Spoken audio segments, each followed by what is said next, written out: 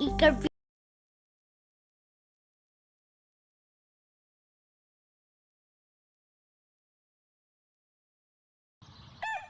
Good morning, this is the Eager Beaver Show. You are listening to a True North Eager Beaver Media Incorporated podcast.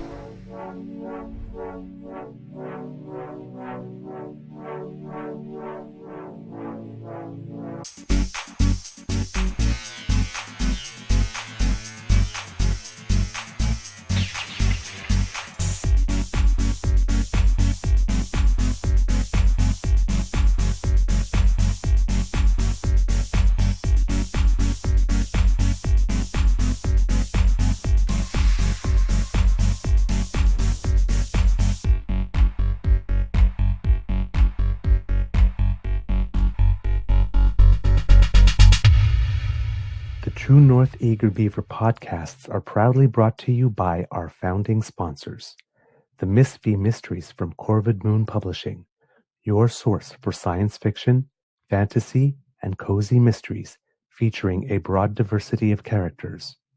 PsychicTarot.ca, book your tarot reading and unlock your spiritual journey. And the Pepper Master, hot pepper sauces made from farm-fresh ingredients to thrill your taste buds and expand your mind.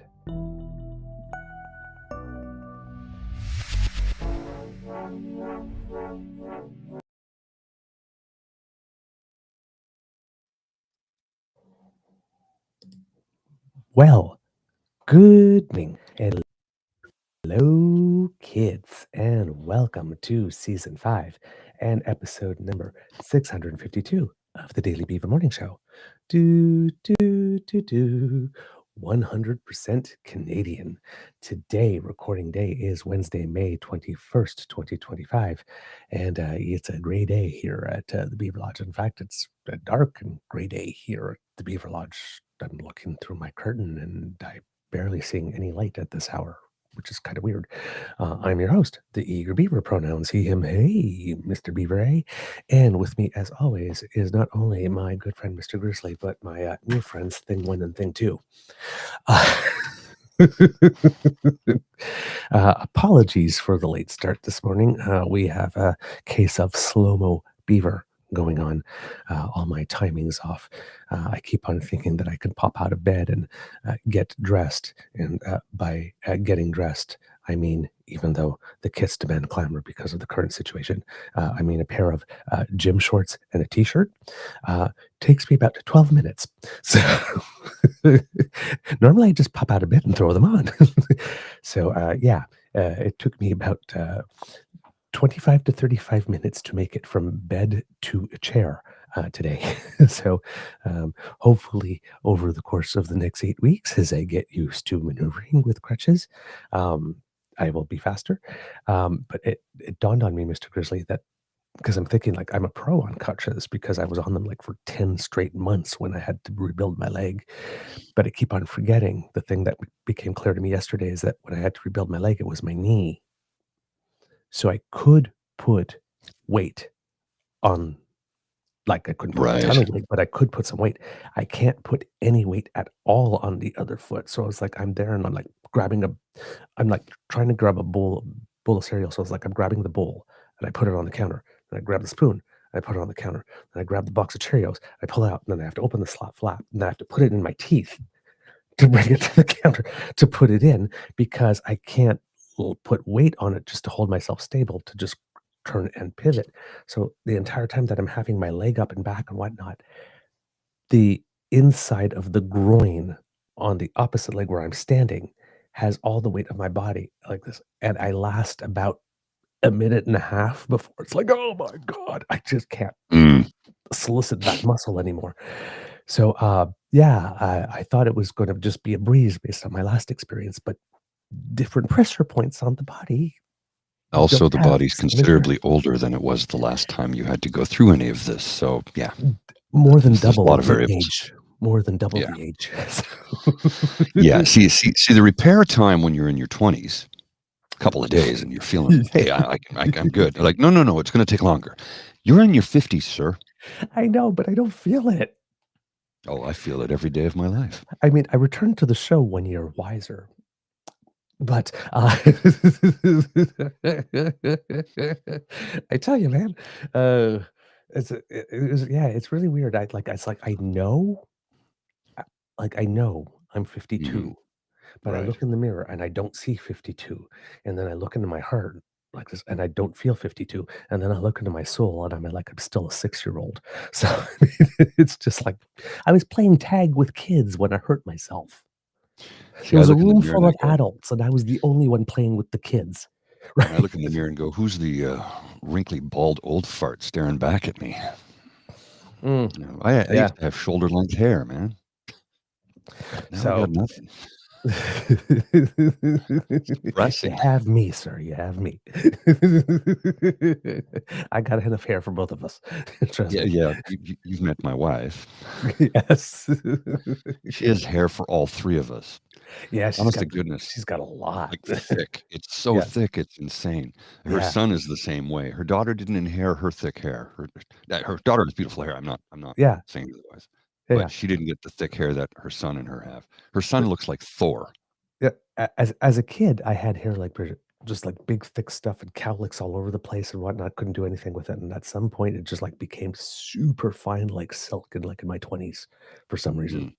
Don't know, but there's God knows how many races having a genetic war inside my body. So I just Well, when I had hair, it my was skin long and color has longer. changed through my life. Right? My baby pictures, my face is all red. And then when I started hitting puberty, then for some reason I browned over instead. Mm. So who knows? And I had a curlier head as curlier hair as a kid, and then around 3, it just became straight like drapes. So yeah, who knows? The body is weird. So Yes, Mr. it Big is. Health today, sir. The body is weird. How's your mental health doing today, sir? Good. Yesterday was a great day. I achieved, I'd say, 70% of the things I set out to do. I didn't have time to Good. do a jazz show or an ASMR show, but I did get I had a meeting with a prospective job opportunity with the client, Yes. possible opportunity for a job, and that meeting went well. Then I took care of some Yes. other little tiny projects I had set aside to get done. I had to rewrite my CV because they need it in a specific format. So because it's for a specific project they're looking to hire me for. So yeah, yesterday went well, and I felt good about it.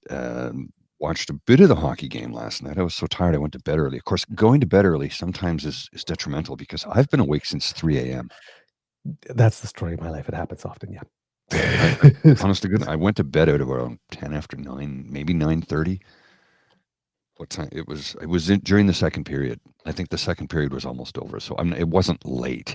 Mm. So I went to bed and fell asleep immediately, but woke up at 3 a.m. And I didn't just wake up, have to, use the toilet. It was wake up. Oh, hey, let's start the day. Let's go. And I'm like, I don't wake up like that after 8 hours sleep. What is going on? This is not fair. I don't wake up feeling like that ever, any day. I usually wake up feeling hungover despite not having any alcohol. It's because I sweat and I wake up dehydrated and feel hungover. So you get some water into you, you get some coffee into you, you start to get the gears in motion. I woke up ready to go at 3 a.m. and I Yep. do not understand that. I don't appreciate it either.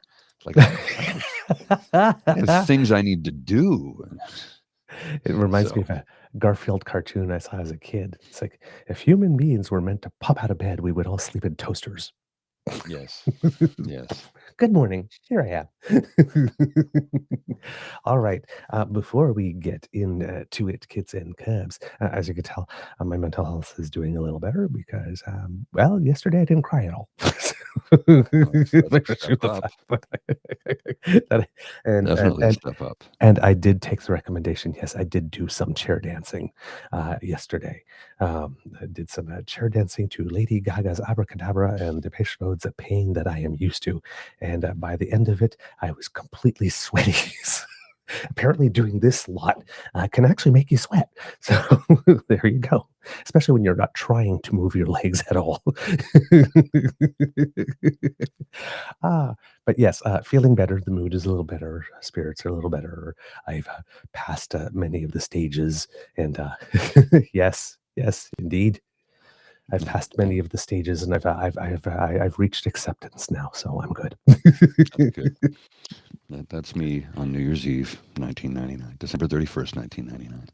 I DJ'd a party in a kilt, and I had blonde hair. I know. The blonde hair throws me, man.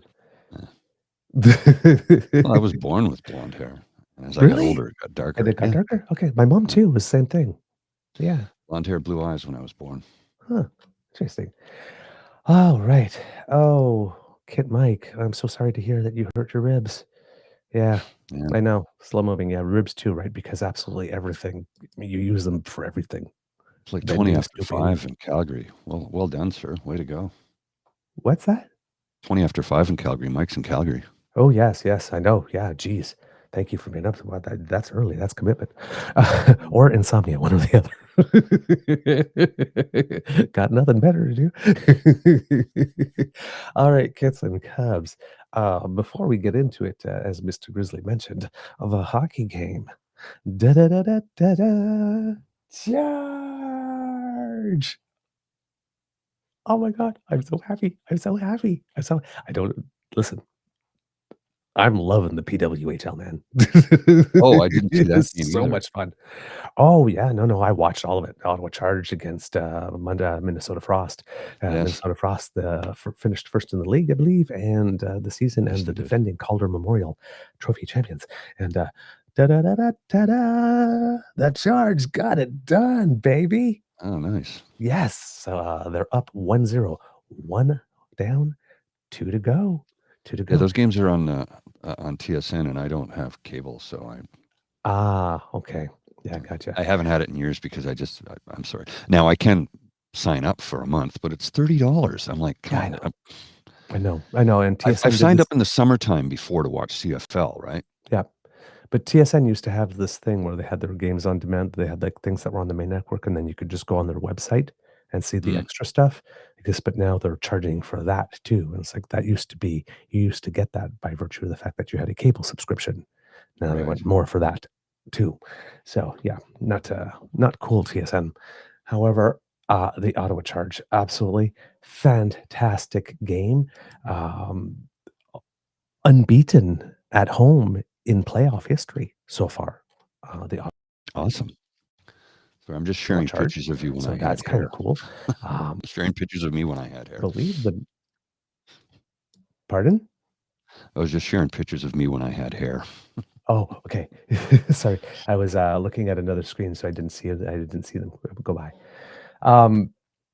So yeah, absolutely great results.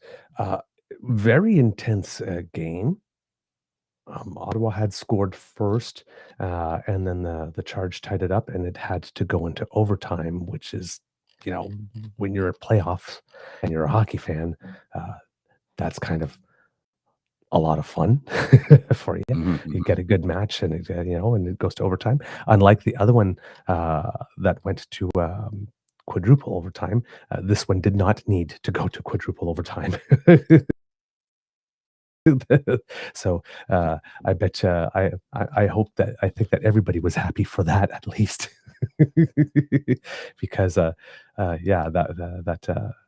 particular match was a little brutal. But yeah, just a great match all around. Lots of fun, really good playing. It's the first time I'd ever seen the Minnesota Frost play. For some reason, every time I watched the Ottawa Charge play, it was against another team. They're really good. I mean, it's no surprise that they are. They're really good. But Emily Clark for the Charge, 2 game-winning goals in a row. She scored the game-winning goal that sent the Montréal Victoire packing, and the game-winning goal that lets the Charge take the series lead in the big final for the cup. So yeah, this is really really exciting. I'm just Cool. yay. So yeah, I'm on the bandwagon. I'm in. I'm a fan. I love it. Um, Great hockey, great excitement. Highly recommended if you haven't tuned into a game. I mean, if you're going to tune into some games, I mean, the final of the playoffs, like the cup playoffs. I mean, that's where you need to check it in. So check it out. So if you haven't checked out a PWHL game yet, please, this would be the time to do it. It's good stuff. It's worth it. All right. Today, pretty big day. Pretty big day.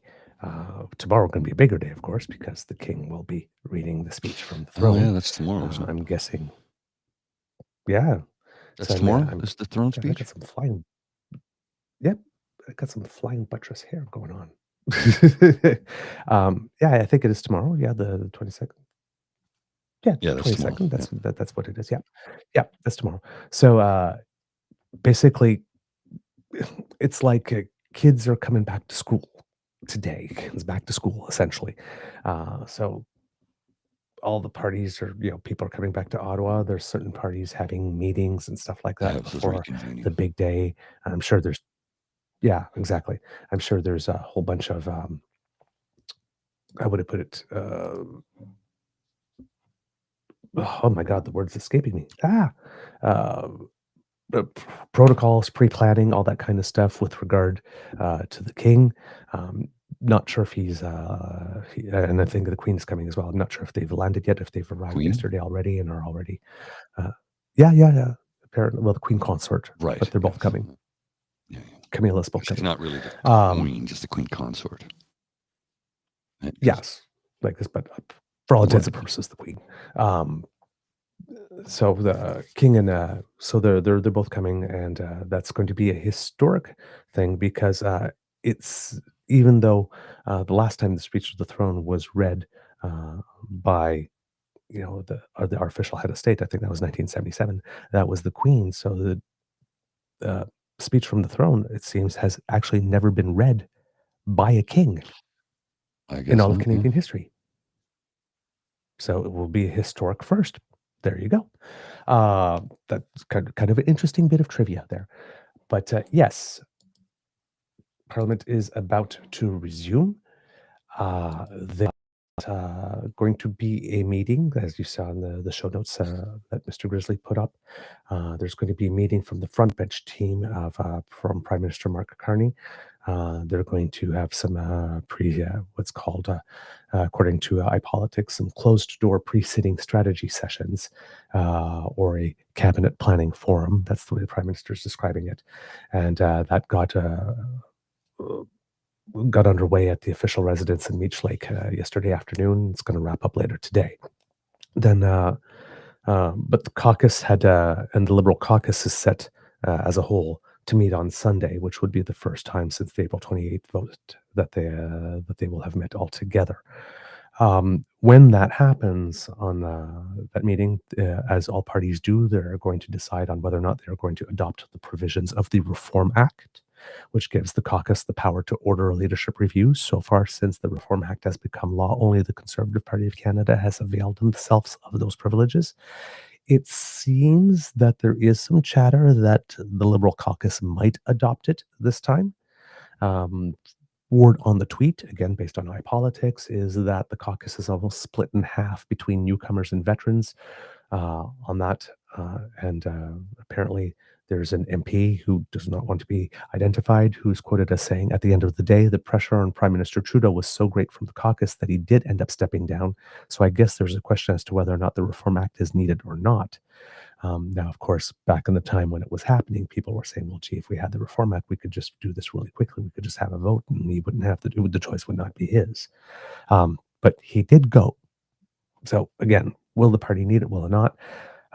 But it's one of those things where you'd have to, if it happens, like when the Conservatives did it, right?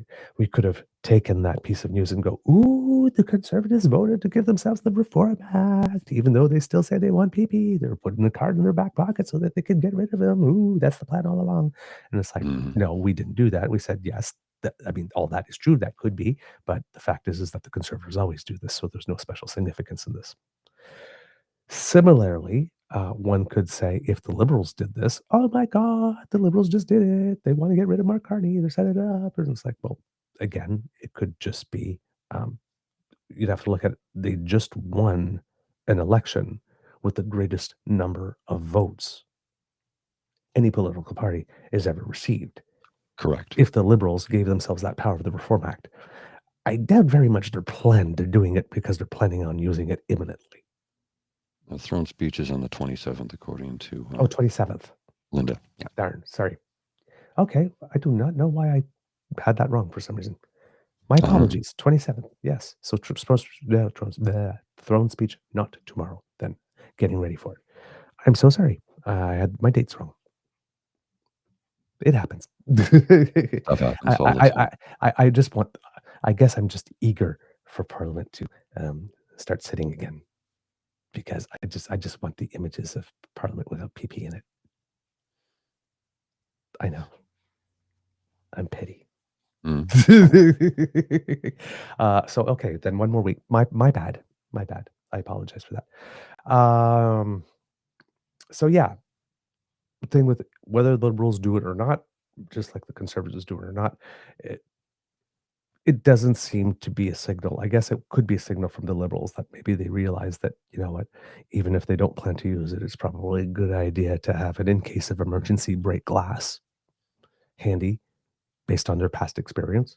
But I don't think that there's anybody legitimately that could say, you know, after this victory and this result, oh my God, they're getting ready to dump them. Right. So if they do vote that, you're going to see that rhetoric, right? Again, take it with a salt shaker. That's about all I can Salt say. shaker? Yes. A grain of salt, an entire salt shaker. With an entire salt shaker. Wow. Okay. There's been a lot of BS flying around the room like this. The bullshit has been neck high about since the election, right? You got lots of people talking about these recounts and saying, "Oh my God, they keep recounting." It's like, no, they don't keep recounting. There's a count on the night, which is required by law because you got to count. Then there's a validation, which is required by law. And validation simply means that they check that what the person called and said, from precinct number 46, polling station 207, we've got 45 votes for this or like this, that the numbers were heard correctly, and that the person that did the data entry like this didn't have a fat finger thing, and that the data entered correctly. That's the second thing. And then in cases in which the difference between the vote of the first place and the second place candidate is less than 0.01% of the total amount of votes cast, there is an automatic, mandated by law, judicial recount. And once that recount takes place, because the result is final and unappealable. That's it. There's no keeping recounting. There's no keeping recounting. Now, in Terrebonne, we have a very special situation in that a freak error label printing that is no fault of any voter, that is the fault of the organization organizing the election, happened, and that's going to have to be dealt with.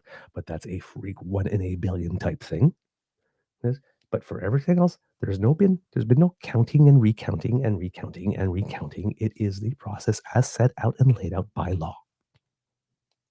The only other exception is Windsor-Tecumseh, where the vote difference was a little bit more than 0.01%, and the Liberal candidate, as is their right, petitioned a court for a judicial recount, and the court said, close enough, we'll grant you one because we want to be sure. It's better to be sure than not to be sure, and that one's happening as well.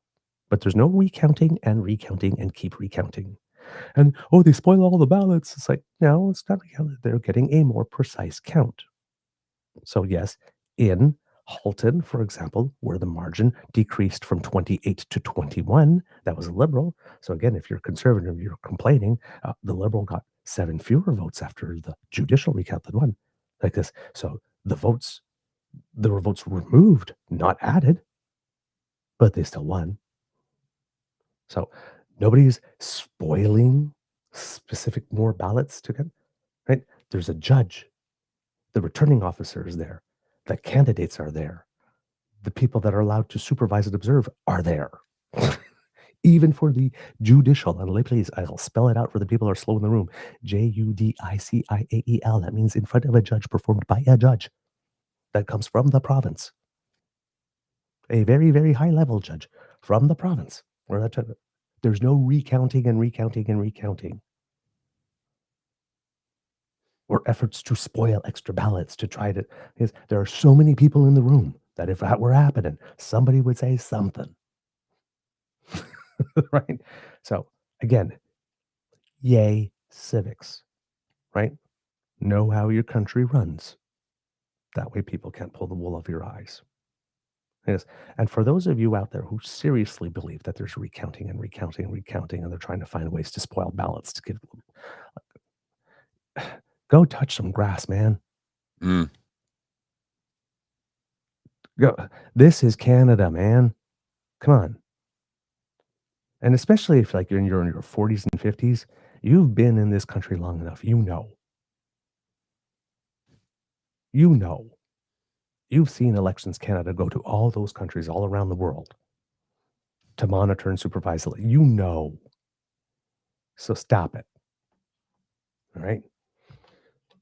So, other thing when we're talking about civics, kids and cubs, is the claim that still keeps on going around that for some reason, some people still think Pierre is the leader of the opposition. He is not.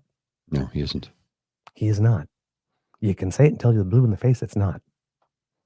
I guess, and I saw one guy says, Pierre is the leader of the opposition, just like Carney was the prime minister, even though he didn't have a seat. No.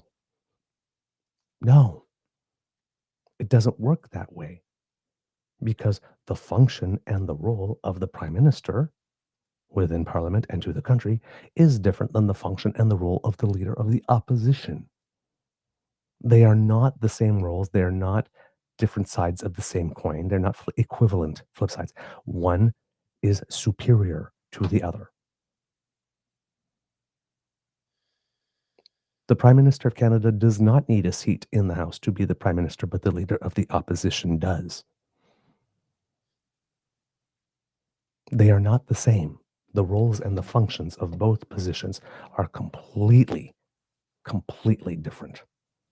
Millions of Canadians need to understand this. They simply do not. And that is a tragedy that our education system has failed horribly, because people do not understand the divisions of government in this country. They blame the federal government for municipal and provincial issues constantly. And then they get mad when they don't understand how our federal system works.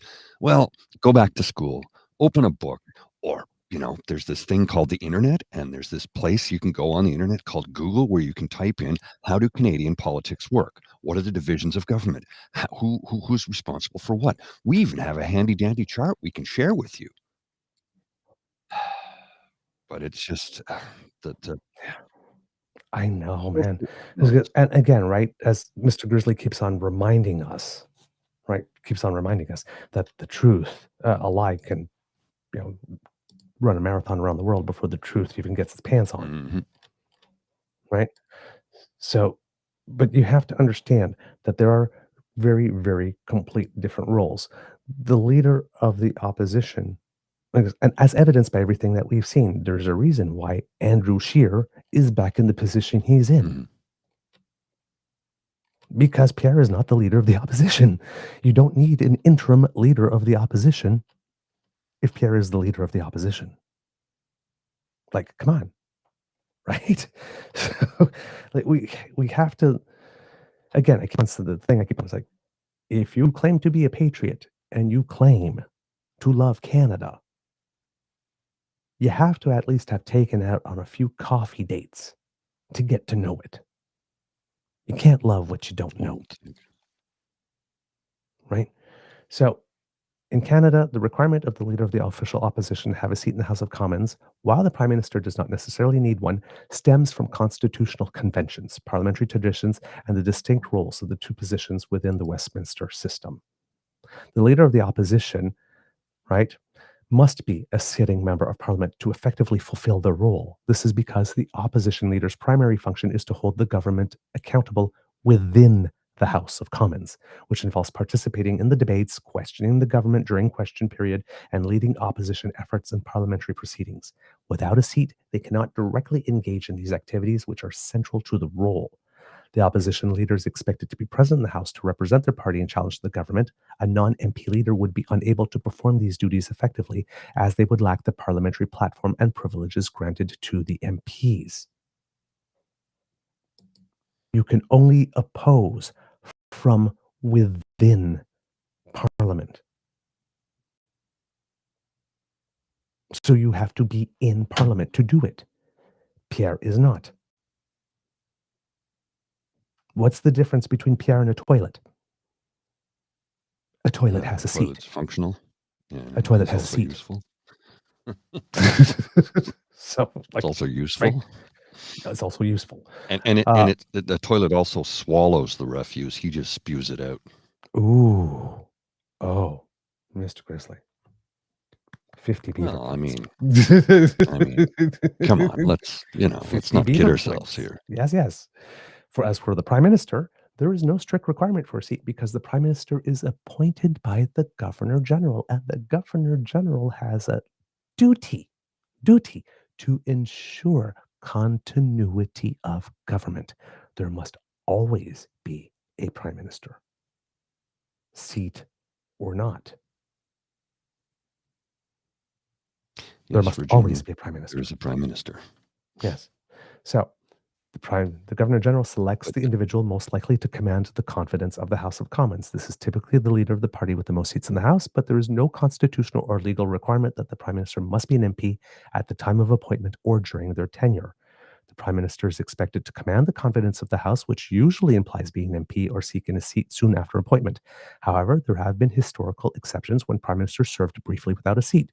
For example, Sir Charles Tupper was Prime Minister in 1896 for a short period without a seat in the House of Commons, having lost his election but remaining as leader of the Conservative Party.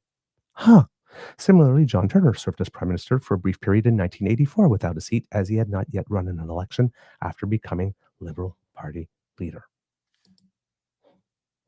A little similar to what we had going on with Mark Carney in this case. Right, so that whole stuff with Mark Carney, where it goes, "Oh my God, I can't believe it." It's like we just did this in 1984, right? Then, if a Prime Minister loses their seat or doesn't have one, they can still govern as long as they maintain the confidence of the House. Correct. Right, so they can, as Pierre is doing, seek a seat through a by-election and rely on the cabinet party to represent the government in the House during the interim. Which is what Pierre is doing, right? Seeking a seat and relying on Andrew Scheer, who's now the interim leader, to represent the opposition in the House or in the interim. So, and the Prime Minister can appoint cabinet ministers who are MPs to handle the parliamentary duties, such as answering questions in the House, which allows them to govern without personally being present in the Commons. The equivalent of what the Conservatives are doing right now with Andrew Scheer, that allows there to be an official opposition in the House without the leader of the party being in it. That's why Andrew Scheer is an interim leader of the opposition.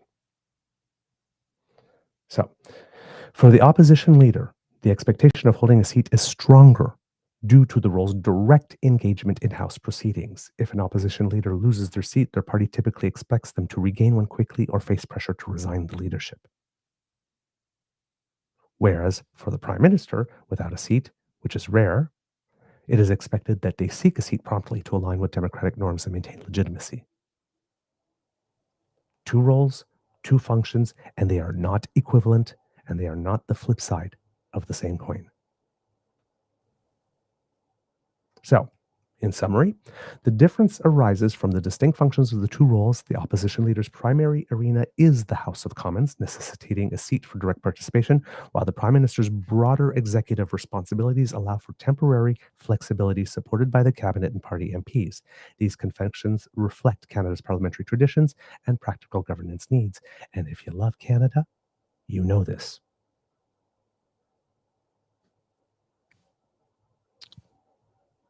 And if you don't, and if you don't really care about how Canada runs or operates, like this, but call yourself a patriot, well, then you probably have a blue check mark. You're on Twitter, and you're probably claiming that Pierre is the leader of the official opposition, because Either you don't know or you don't care.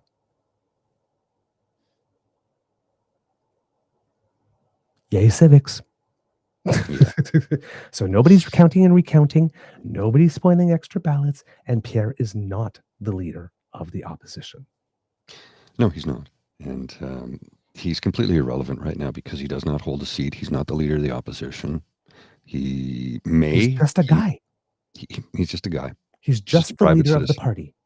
Except he's living rent-free. Anyway, he may or may not win this by-election. We don't know. We don't know. We don't know. He may win. It's a guaranteed safe Conservative seat. No question. That's not up for debate. Just what kind of Conservative? However, I'm reading a lot of things online about people in that riding who were like, no, we voted for Damien because he's a multi-generational family farmer. He knows the area. He's from Alberta. He's Burton through and through. I understand why they voted for the guy. He seems like a stand-up guy. And I know that people are not happy that some guy from Ottawa, who, yes, I know he's from Calgary originally, but he's lived here for 25 years. He hasn't lived in Alberta in 25 years. Number one. Number two, a lot of people don't particularly care for him because they know that he's not fighting for them. Why is he in Ottawa right now? And really I mean sincerely. He should be in Battle River, Crowfoot. He should be in the riding that he wants to run his by-election in and do what Bruce Fanjoy did and go and knock on everybody's door. But he thinks he's got it like that because it was an 82%. So he's going to take them for granted the same way he took Carleton for granted. They came out with the Our Commons budgetary spending things again that keep on showing that Pierre spends more than Trudeau and Jagmeet Singh combined to do things that are of less relevance. For some reason, he needs twice as much money to do things that two party sales combined, even though he's just the leader of the opposition. Mm-hmm. But if you look at his spending, interesting thing, that's his, like, as his national caucus or research thing, and money he spends at Stornoway and money he spends as leader of the opposition. But the money he spent as an MP for his constituency was among the lowest in the country. He wasn't present.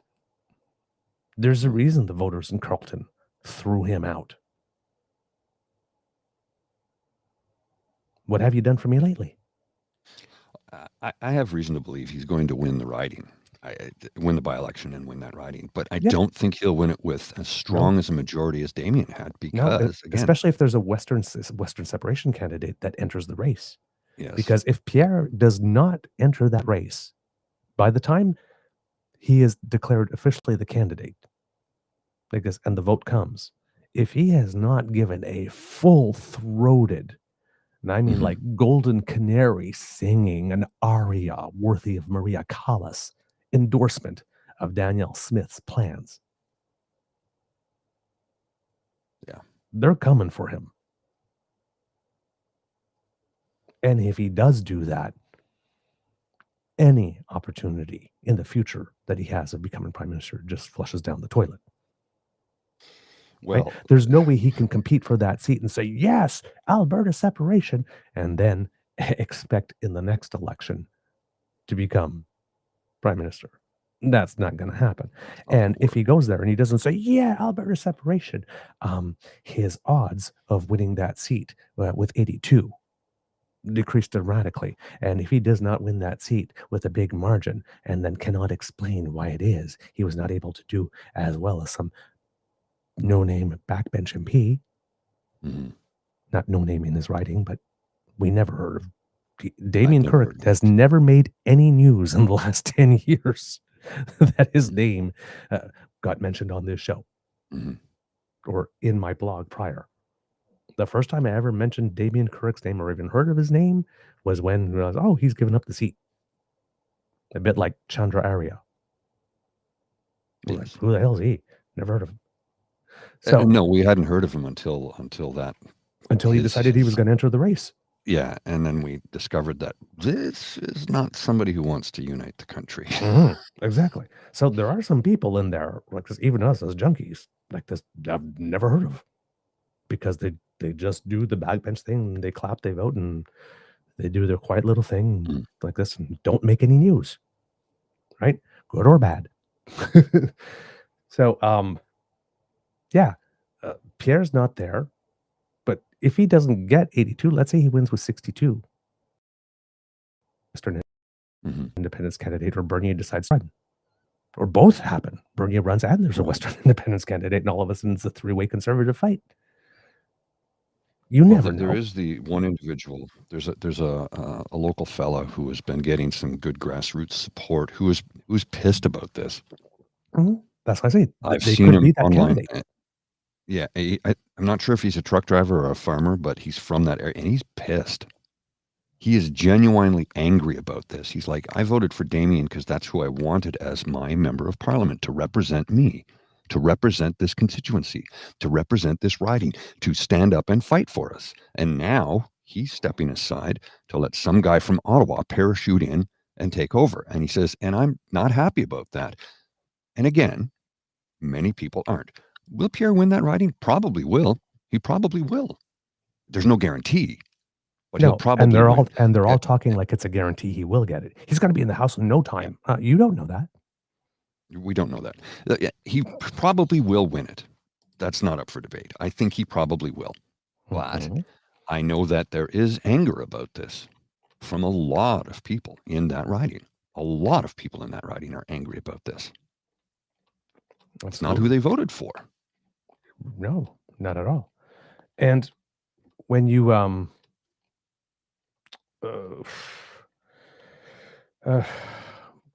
when you take it and you put it all together, right? There's so many variables that could happen. And the Terrebonne thing that's going on right now is another interesting variable that gets added to the mix. Now, Pierre Poilievre had a little something interesting to say about this, Mr. Grizzly, which could end up biting him on the backside. Again, I'm not sure if that might not be clear enough. I have to try to make No, that a it's little clear. It's bigger. clear. It's clear? No, Okay. it's fine. It's fine. Okay. He says, conservatives believe there should be a by-election in Terrebonne. With a margin of one vote and numerous errors preventing some votes from counting, voters deserve the chance to have their intentions clearly expressed with a conclusive vote. Again, let's focus on the last phrase in that post.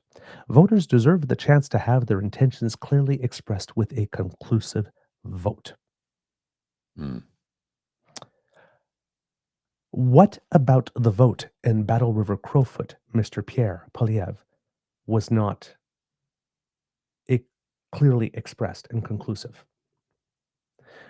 Are you saying, because you're running in Battle River Crowfoot, are you saying that voters there did not get the chance to have their intentions clearly expressed with a conclusive vote? No. It's okay when I do it. It's okay when I do it. But when you do it, it's wrong. You Okay. see, you have to understand. You have to understand when I do it, it's because that's what the people really want. But when you do Oh, it, it's wrong. okay. Because right now I'm seeing a situation where there could be a by-election coming up in Terrebonne, and if that is the case, then Pierre Poilievre, shouldn't you run there?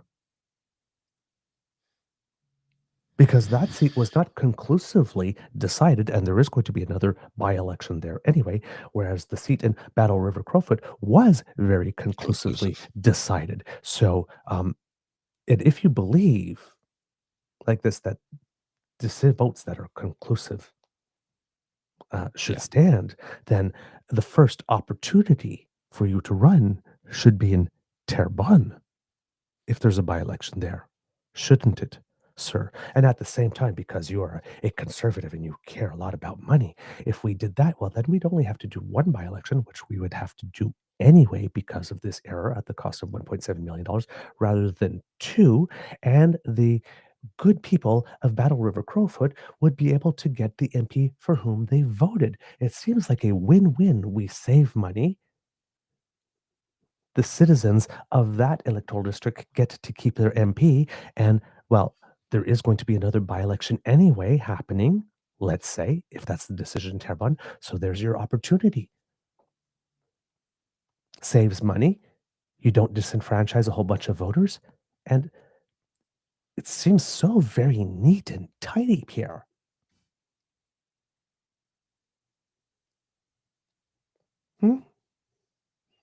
Pierre, do you really, really want a by-election to happen in Terrebonne? Do you really? And look, we've discussed this. For those of you who've not heard, we are upset that an individual's vote that was mailed in was returned to sender and not counted through no fault of her own. And 6 now. And there's 6 in total. And she had voted for the Bloc candidate, which would have put it to a tie. But the other 5, we don't even know who they voted for. And we are upset that their votes didn't count through, again, no fault of their own. That was an issue by Elections Canada, and Elections Canada has acknowledged that. They screwed up. So, do they have a by-election, or do they just count those votes? Now, I understand that because once the judicial process has gone through, that's it, it's end of story. So in this instance, they should absolutely make a new rule and count the ballots, because if we have a by-election, that's going to cost millions of dollars. And I don't think anybody's excited about the idea of a by-election. And the people who voted in the most recent election might just say, oh man, I'm not doing this shit again. So I think my personal view is count all the votes. There's 6 in total that were returned to sender. Let's go back and count them. But that's not the only area. There is a reporter in Montreal whose mail-in vote was also sent back to him. He's in a different riding. I follow him on Instagram. I was trying to find the feed earlier, but I can't seem to find it. He's a writer, a journalist, and his vote was sent back to him, returned to sender. Again, another screw up by Elections Canada with mailing information through no fault of his own. And he said, look, I didn't vote Bloc, I didn't vote Conservative, and I didn't vote Liberal. But he says, and I know that my vote is not going to make a damn bit of difference, but I still want it counted. And I'm like, I agree with you. If your vote is not counted, then the entire democratic process has failed. Especially when you did everything correctly and the screw up was on somebody else's part. That is not your fault. You should not be held responsible for something that somebody else made the mistake of. So, do we have a by-election? And that's the other thing. Hyper 007. We might very well get ourselves a postal strike. So what happens then? So it's like, you know what? Let's just count the existing votes. Say, you know what? We screwed up. It's our fault. We'll count these votes. And that may change who won that riding. And that's fine. I have no issues with that whatsoever. None. 0. The votes have to count, because if they don't count, then we've failed. Yep. Now, we got an extra little wrinkle to throw into that. Because if you remember, soon after the election, we reported on one specific electoral district where polls closed at 3 p.m. What?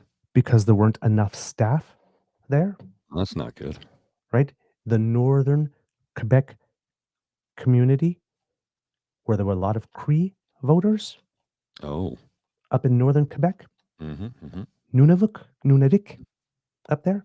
So, the people in the Bay James sort of area up there in Quebec, way up north, they did not get to vote as much as they wanted to. There wasn't enough staff. There was trouble getting people there. The riding's called Abitibi, Bay James, Nunavik, EU. And they weren't elections. They said basically Elections Canada did not have enough people trained to be able to do what was needed for the polling station to be able to stay open for the entire time. So there was some polling stations in some Nunavik communities didn't open at all on that day. So there's Guy Beaulieu, resident of Wapmagustui. I hope I pronounced that correctly. I'm sorry. He arrived at the local sports complex with his spouse on April 19th, expecting to vote, but discovered that the front doors were locked during the weekend of the advance polls. The voter information card he'd got in the mail said advance polls were supposed to be held from April 12th to 21st from 9 a.m. to 9 p.m., But there was no poster on the building, no signs, and the door was locked. We even went back the next day, but there was still nothing, said Beaulieu, who was originally from Val d'Or, Quebec. Beaulieu said he wanted to vote in the advance polls because he did not want to miss his chance to cast his ballot for his local riding before he took off for medical travel on elections day. Quote, I was not surprised because up north it seems that happens pretty often, said Beaulieu of the issues he encountered. Wapmagotswe is the only Cree community accessible is the only Cree community accessible only by plane. Due to rainy weather over the weekend, around the time of the election, advanced polling, some flights were postponed, including those for polling staff who were meant to set up polling stations. Chesapeake, another Northern Cree community, also had delays in voting opportunities during the advance polls. Norman A. Wapachi, who has been a politician for the Cree Nation government for a few years, says these things have been happening for years, especially further north in Nunavik. Quote, it's a promise that needs to be upheld even when certain circumstances occur. We need to find ways to uphold that promise. And he's the interim Grand Chief of EU Istchi. Wapachi said he tried numerous times to reach out to Sylvie Birubé, the former MP for the riding. Quote, Elections Canada should come fly in early, stay throughout the elections to carry out their roles and their responsibilities to open doors for elections, said Wapachi. That's one way Wapachi hopes the federal government can better its efforts to give northern communities the same opportunities to vote as the rest of the country. Now that the riding is represented by Mandy Goldmasty Cree Mandy Goldmasty, who's Cree from West Wanipi, and a former Cree Grand Chief and former colleague of Wapachi, he hopes that the voting experience, among other things, will change soon. Quote, I was hoping for an Indigenous person who's going to speak on behalf of the Indigenous population because it's a vast area and the population is not that high, said Wapachi. In Nunavik communities, residents spoke out about not being able to vote, and Inuit organizations called for an investigation. Soon after, Elections Canada issued an apology and said it would review the circumstances around the situation, but it doesn't seem that they're going to hold another vote to allow other people to, oh, well, we'll do better next time. That's okay. So where's Pierre fighting for their right? Oh, no. For a conclusive vote. He won't do anything. He won't lift a finger. He won't lift a finger. You know that. Yeah, but again, right, we're talking about consistencies here. And this part of the country has also been making news over the course of the past weekend, if you have not heard, because it seems that there was a water issue. Weather happened such that there were pipes that froze and whatnot, and there was a break and all that kind of stuff. And there hasn't been running water there consistently since sometime in March. And it seems that there are trucks that are supposed to bring water up and down, but apparently a certain number of the trucks are actually broken and they need parts, and the parts are not there. And there are no mechanics there to be able to fix them, even if the parts come. So apparently, efforts to get water to these people is not so great. And nobody was really doing anything about it since sometime in March until there was a fire that prompted the village of Puvernituk,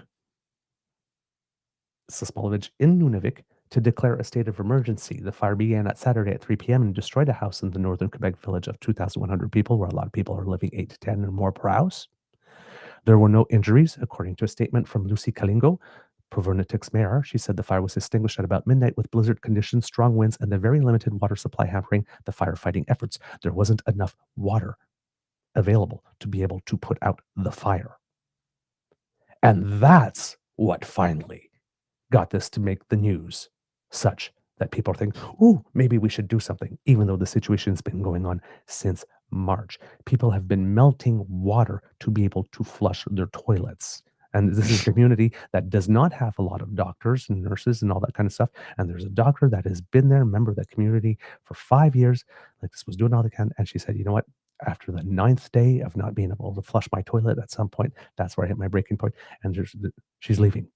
So they're even losing a doctor because nobody cared about it until there was a fire. Because if someone died, oh, well, then they would have, somebody might have, but so long as they just can't have any water, we can't flush, and are picking up illnesses and stuff like that, well, fuck them. We can do that later. So no water and no vote. Not enough water to put out a house on fire and no vote. Where's Pierre? Where's Pierre Where's fighting? he fighting for them? Yeah, conclusive. Yeah. Well, where's anybody fighting for them, really? But Where's Pierre? anybody fighting for them, including the member of parliament from that riding, including the prime minister? Why is nobody fighting for them? Well, the member of I parliament. mean that. We have to again be fair. The member of parliament that was there from before, yes, right. The newly elected member, Mandy Golmasti, hasn't even sat in the House yet. Right. The member that was there before lost her seat. Gee, I wonder why. Wonder why.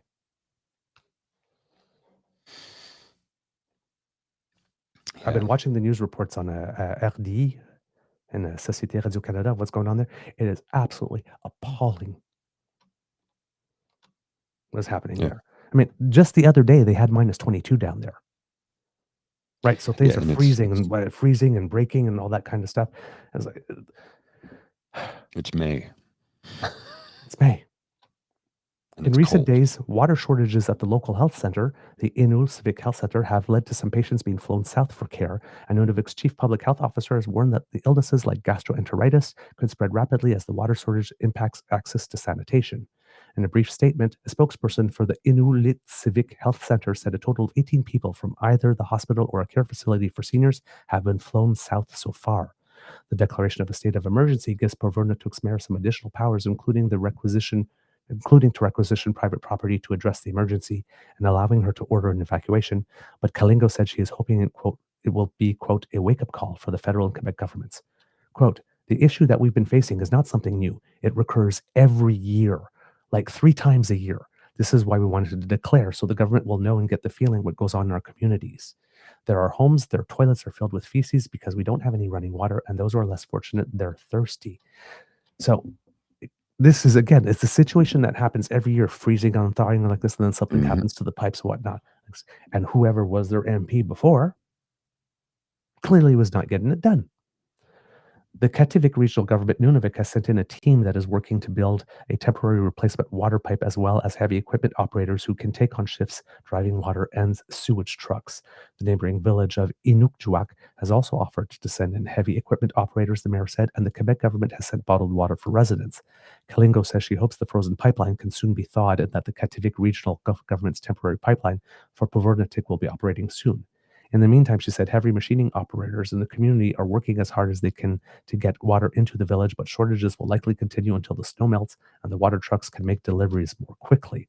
So basically, there's one road. It's very, very narrow for the trucks to go up and down. And again, you get like this big thing of snow and then -22, and then it like thaws, and then you get like this big slushy road that you can't do anything, and then the trucks Then break it down, freezes. and then it freezes again. It's it's not easy, and it happens every year. And you'd think at some point somebody would have come up and put up a strategy to try and find something, but no, because they don't matter.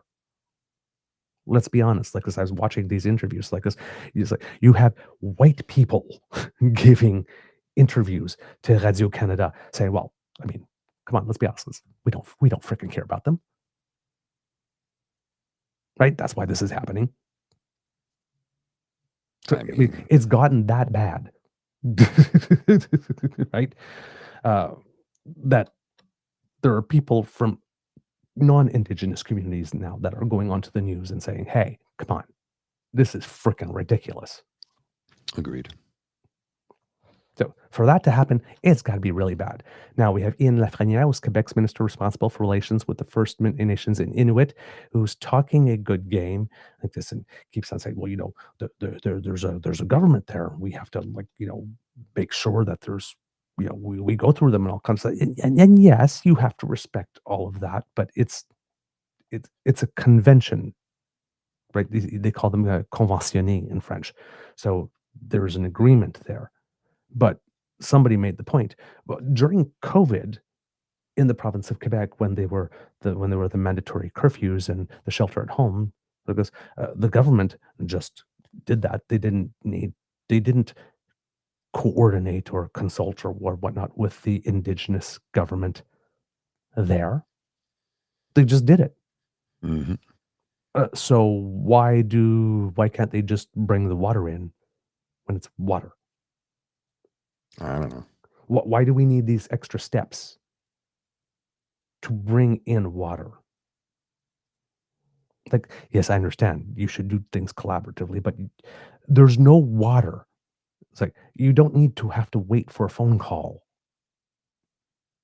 since March. It's bad. Well, so we couldn't bring them water because, well, we can't step on toes. It's water. You fucking bring it. It just, it's like, oh, now you care about their authority. When it gives you an excuse to not do something. But when you need something done, you still override it.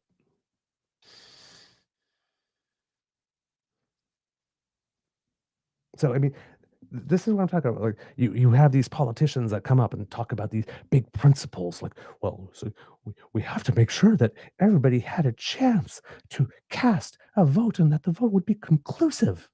Okay. I'm down with that. Now apply it all across the frickin' country, from coast to coast to coast. Walk the talk. So, yeah, if we had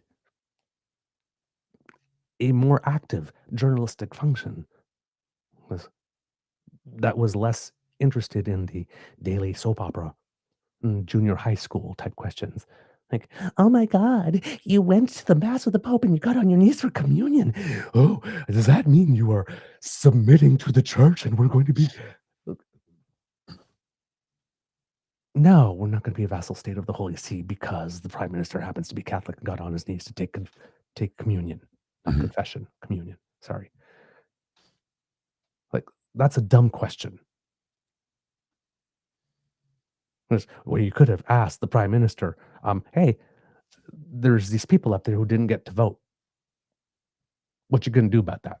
Oh, by the way, those people didn't have enough water to put out a fire in the community. What you going to do about that? Oh no, the Prime Minister is going to be beholden to the Pope. That's not. That's the narrative that they tried to go with. There's shit going on. It's never ever going to happen. There's real shit going on. Yeah. No. Yeah. Right? So leaders, if you're going to like stand there and like make those big glorious democratic principles, like walk them for everyone. Sorry, I went on a long rant there. Mr. Grizzly, please take over talk for a bit because I'm going to go off topic here for a minute and share something with you folks that maybe you're not aware of, because this is really troublesome and disturbing to me. You're familiar with Christine Nome? Oh God, you know who she is, right? Yeah, some guy got her really good. Says, oh, it's so nice that you stopped cosplaying and taking photo shoots to come and answer a few questions. Well, so she's the Secretary of the Department of Homeland Security in the United States of America, and she's grossly unqualified to hold that position. And let me show you why. So, Secretary Nome, what is habeas corpus? Well, habeas corpus is a constitutional right that the president has to be able to remove people from this country, suspend their right let to. me stop you, ma'am. Suspend their Habeas right corpus, excuse me, that's incorrect. President habeas Lincoln corpus, used it. Excuse me. Habeas corpus is the legal principle that requires that the government provide a public reason for detaining and imprisoning people. If not for that protection, the government could simply arrest people, including American citizens, and hold them indefinitely for no reason. Habeas corpus is the foundational right that separates free societies like America from police states like North Korea. As a senator from the Live Free or Die state, this matters a lot to me and my constituents and to all Americans. So, Secretary Nome, do you support the core protection that habeas corpus provides, that the government must provide a public reason in order to detain and imprison someone? Yeah, I support habeas corpus. I also recognize that the President of the United States has the authority under the Constitution to decide if it should be suspended or not. It has never Let been, us be clear, though, it that has this never president, been done. It has never been done without approval of Congress. Even Abraham Lincoln got retroactive approval from Congress.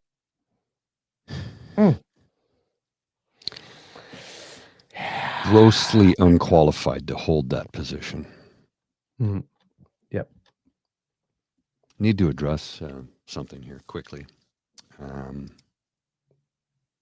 I'm not going to pinpoint anybody, and I'm not going to pile on anyone, but I do need to address something here that I think is a basic civics lesson.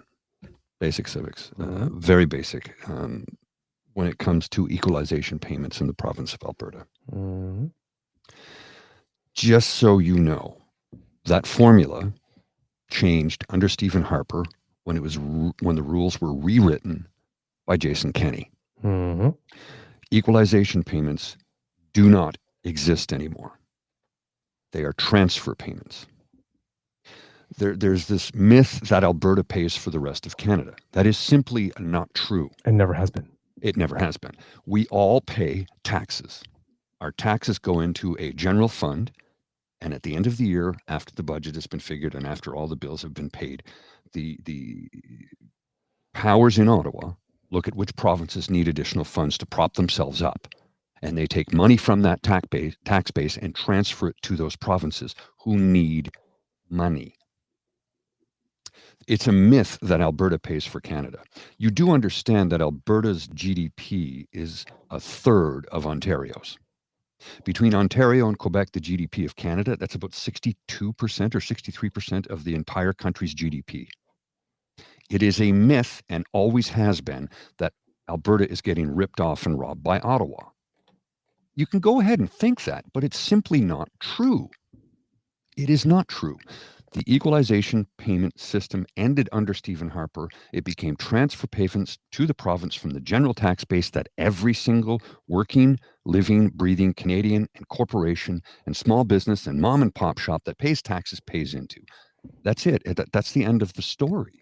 You can believe whatever you want, but facts don't care about your beliefs. And it's as simple as that. And I'm going to address another thing, Mr. Grizzly.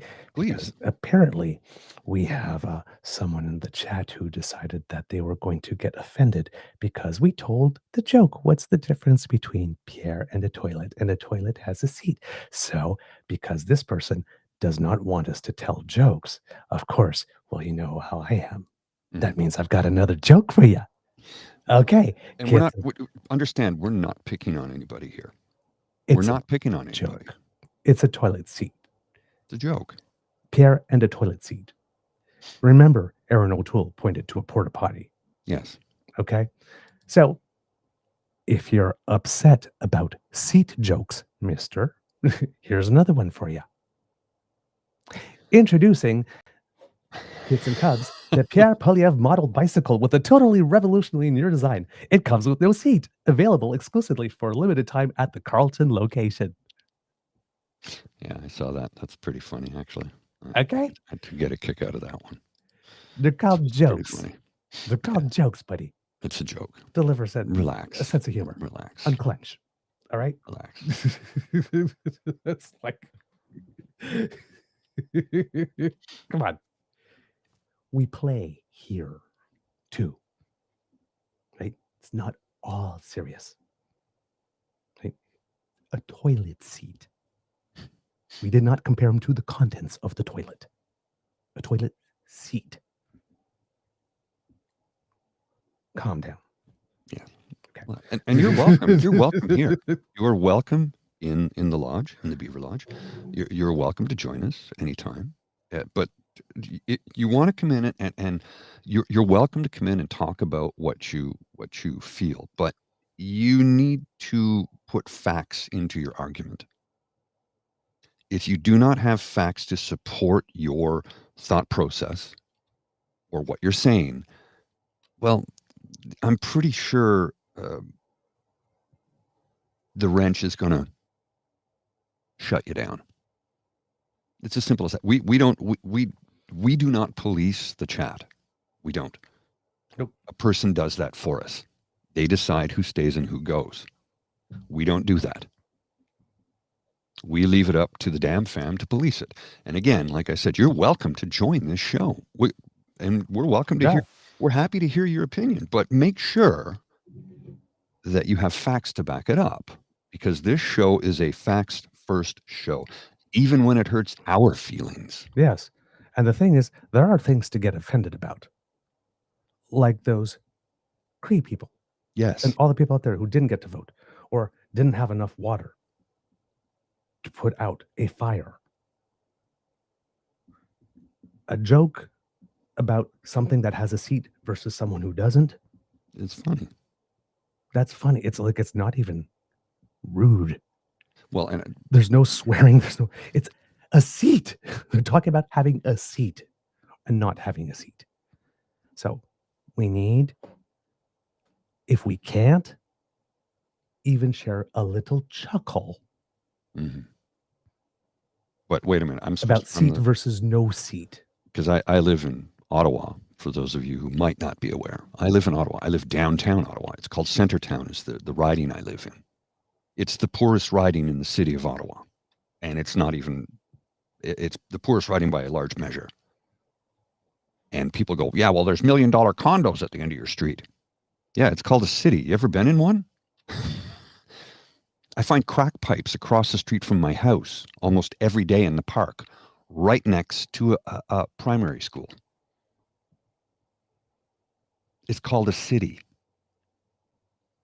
Poor people live next to rich people in a city. It's always been that way.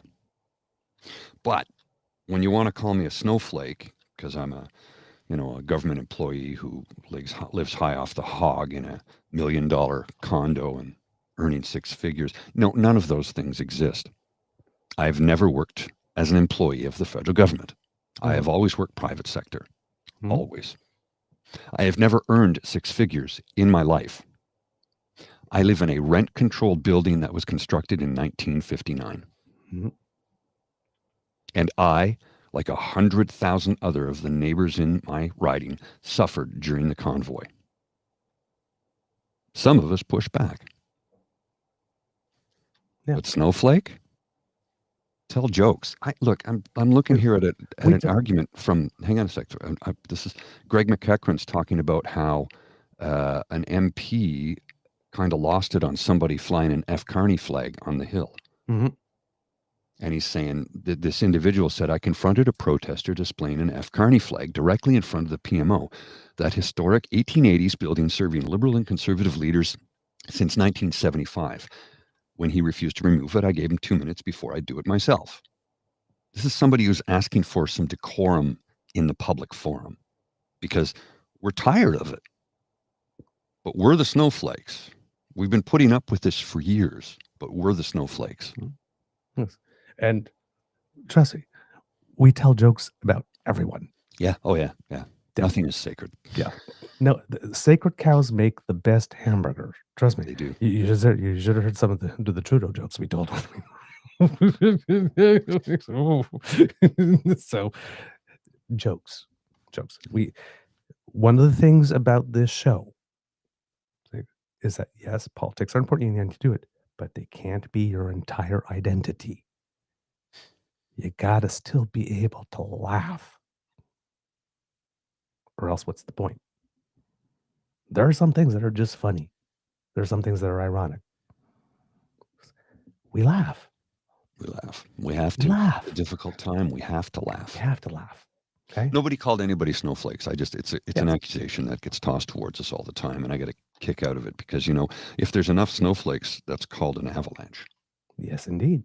So again, just to reiterate, everyone is welcome, so long as we respect the house rules. Facts first.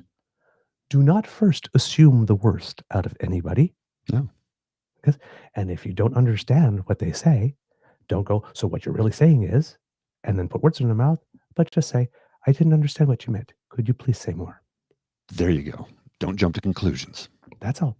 Those are our house rules. I got to leave in 5 minutes. Yep. I was going to get up to get a coffee, and I'm like, oh, I got to leave in 5 minutes. So I'll just quickly wrap up. Rack up. I'll rack Playing up. Pool. I'll wrap up with this column, an opinion column from The Guardian. I don't know if you've heard about this. My friend told me about it the other day, and I was like, is this real? Yeah, it's real.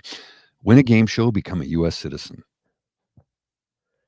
We've entered the realm of the Yes. truly depraved. Yes. Well, we're getting close to Hunger Games there. Yeah. People have stupid ideas all the time. My child thought it would be fun to squeeze lemon juice in his hot chocolate. He took one sip, almost barfed on the table, then begged me to order him another lemonless beverage. Stupid ideas are great because most of them are harmless. Oh, I ate a large bug off the ground. Whoops. The only stupid ideas that are a problem are the ones where the actual government considers co-signing them. The DHS Assistant Secretary, Tricia McLaughlin, was asked by Time magazine what the status of the television pitch was and responded via email that it has not received approval or rejection by staff. Ouch. I'll put a link to the Guardian article here in the chat for those who want to read it a little bit further. When somebody told me about that, my buddy I go, is that for real? He goes, it's for real. They're considering having a game show to get U.S. citizenship. I'm like, oh my good Lord, this. Oh, I man. just don't know what to say today. Yeah. Right. Oh my God. It's just off the charts. And look, here's the thing. I'll tell you right now, Trump would love this idea. Oh, the ratings will be gangbusters. I'll come in and hand the citizenship. I'll host. You know what I mean? Yep. Exactly. You know what I mean? Exactly. Yeah, I hear you. Okay, I really do have to go. So thanks everybody for joining in. I appreciate each and every one of you. My words of wisdom today are: take some time for yourself if you get a chance. Enjoy the day. Weather-wise, it sucks. It's cold. It's wet. It's rainy. It's At least where we miserable. are. Here in the capital of Canada, anyway. I don't know what the rest of the country's like because I'm only right here. But the rest of us, if you've got a beautiful day, get out and enjoy it. And if you're like me, I'm just going to get out and walk my dog because she desperately needs to get out. And I'll enjoy it as much as I can. Until then, I will see you tomorrow. And I promise I'm going to hit the right button this time. Hit the button. Are we still here? Okay, good. Since we're talking about civics as well, saw another comment about the news, Kits and Cubs. For those who are new to the show, might not know, there is a difference between state-funded media and state media. There's a difference, right? So just because media receives some funding from government does not mean that the media is influenced by government. Again, this is Canada. Canada. We have no history of this. We have no history of this. Right? Recently, however, we have learned that if you happen to live in Alberta, the government of Alberta has directly funded the Countersignal and the Western Standard, the latter of which has vowed up and down for years that they do not receive any government dollars at all. Yes. And whether or not you consider those legitimate media or not, when it comes to being a news organization that respects basic fundamental journalistic standards to which journalists as a profession have collectively agreed, that is not the case. But when it comes to stuff like CBC and Global and CTV and whatnot, that is the case. And the fact that there is any type of government funding in any way, shape, or form going to any of them, either through purchases of advertising or direct funding or subsidies or whatnot, does not influence the coverage. There was a time not that long ago when Prime Minister Stephen Harper was the Prime Minister and CBC was still there. And the almost entirety of the board of directors of CBC had been changed and was comprised almost exclusively of Conservative Party of Canada donors. And Conservatives were still claiming that CBC was government-operated state. Like, it's not. It just isn't. And when compared to other state public broadcasters that receive state funding, like, for example, the BBC, CBC receives 1/10 of their funding. 1/10. of their funding per person to be able to do what they do. Digital, TV, radio, is in like 10 or 11 different languages from coast to coast to coast in the largest country in the world. And we get that for 1/10 of what other nations, comparable nations to Canada, spend on their public broadcasters. Our media is not a propaganda wing for the government. The media that we have that is recognized by the National Press Pool that actually adheres to journalistic standards that have been agreed to by the journalism profession, they are not state media. They're not influenced. That's not the Canadian reality. And again, if you believe that, the people who told you this, I'm afraid to tell you, this either lied to you for some reason, or were trying to prey upon the fact that you did not know that for a purpose that was probably not in your best interest. We have to still live in reality. We have laws, we have systems, we have institutions, we have all this stuff, and we built them over years and years and years, decades, for specific purposes. There was a time when the Conservatives used to be the party of preserving institutions. Now they're the party of burning every institution down and calling every institution corrupt, right down to our judges. There's a shift that has happened, but the shift isn't in our institutions. It's in the way that certain political parties have decided to start speaking about them to us.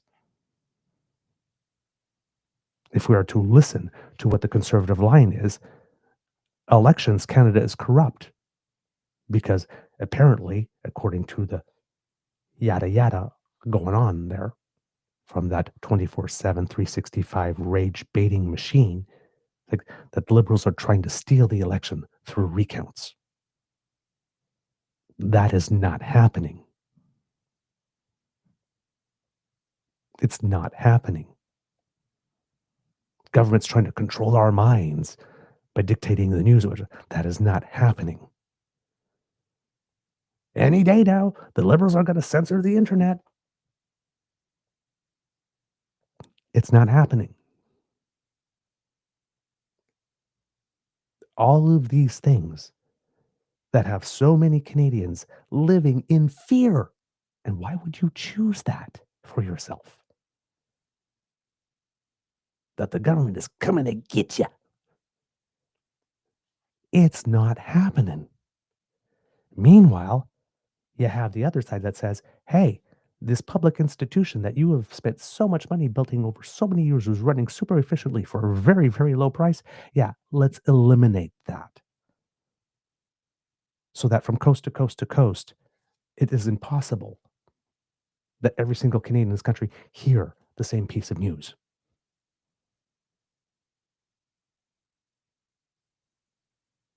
That's not good for the country.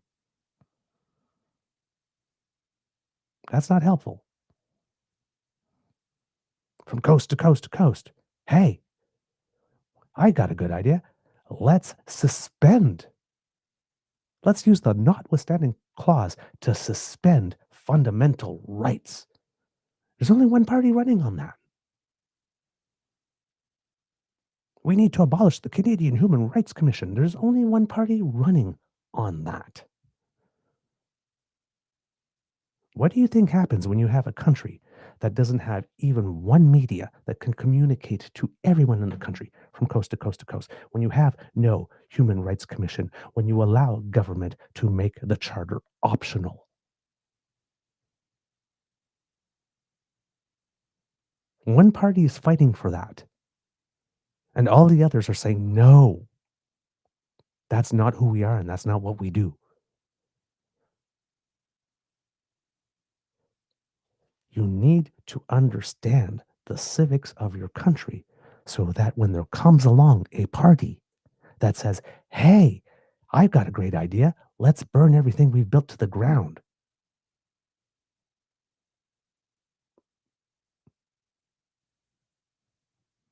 When you have a party that says that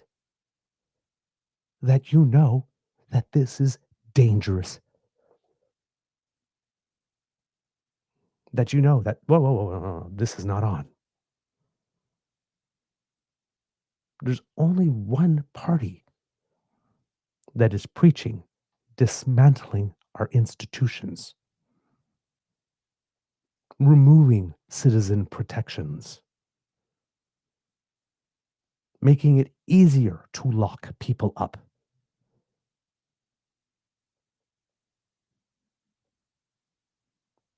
This is not okay. If we are going to get mad, if we're going to get offended, let's look at the people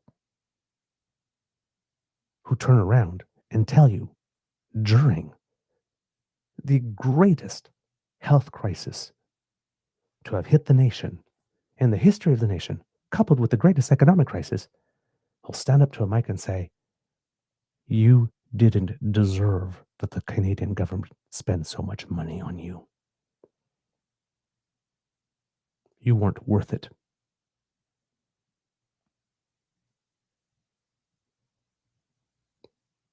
That's what we're fighting. This type of discourse that is toxic, that makes it so that we can't tell each other even a light joke without somebody deciding that, oh my God, this is the worst offense that has ever happened in the history of humanity. No. There are real problems, and then there are the things that people want you to believe there are problems for reasons that are not in your best interest.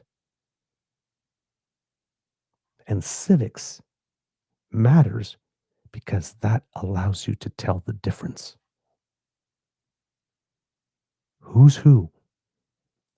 Who's trying to sell you a line of BS, and who's telling you something that's true even though you may not like it?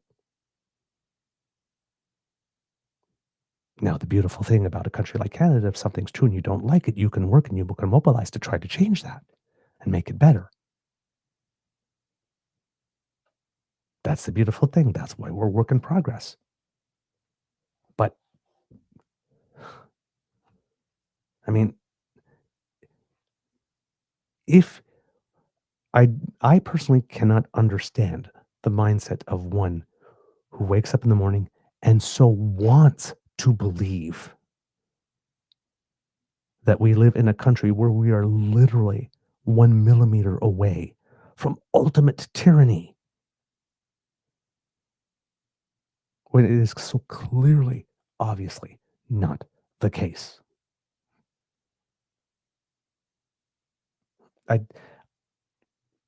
Why would anybody want to even choose to live like that? Why would you choose to feel this oppressed when there's literally no reason for it? We live in Canada, one of the freest countries in the world, with some of the most transparent elections in the entire world, with one of the most professional public services in the entire world, one of the most respected statistics bodies in the entire world, with some of the best trade negotiators in the entire world. We're not perfect, but we're a damn good country.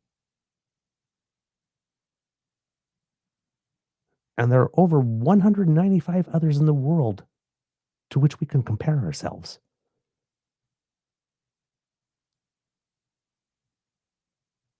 There are very few countries out there that you could look at and objectively say that your life would be better there than here. There's more than a handful where you could say you could probably have an equivalently good life, but so significantly better that it's worth burning down everything? No, it's just not reality.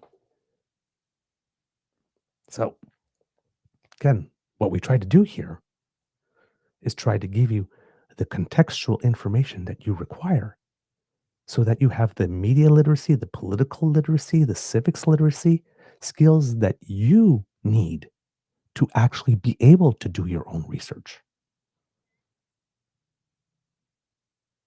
and separate what's true from what's not.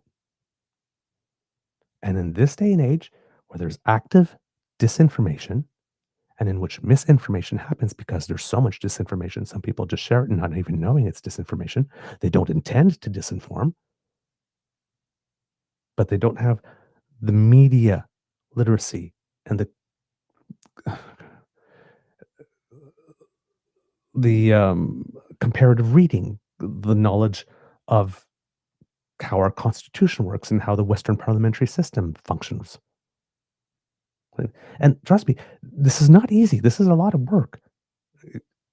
Being a citizen, the duty of being a citizen is work. We take it for granted, but you got to invest time. Right? It's not just about casting a vote. Oh, this guy doesn't like the people I don't like. I'm going to cast my vote. It's about casting a fully informed vote. The duty of citizen is active. It's not passive. You got to get in the game. You got to care enough about your country to know how it works. And then you go. And hopefully along the way, because we are a pluralistic, multidimensional country, we have pluralism in terms of gender and sexual orientation and race and color and creed and religion and country of origin and everything, indigeneity, ability. We have all this rich diversity within our country. And all of it is an asset. All of it. But when you have all these various different groups, we have to be able to coexist and work together, which means none of us are going to get our way 100% of the time. None of us are entitled to an election result. We are entitled to vote. We are not entitled to get the result we voted for, because other people are voting too. Right? There are some principles that we need to all agree on if we're going to go together as a country. Liberals, conservatives, Democrats, independents, even PPC, everyone. We're one Canada. One Canada. All of us together. We need good liberals. We need good conservatives.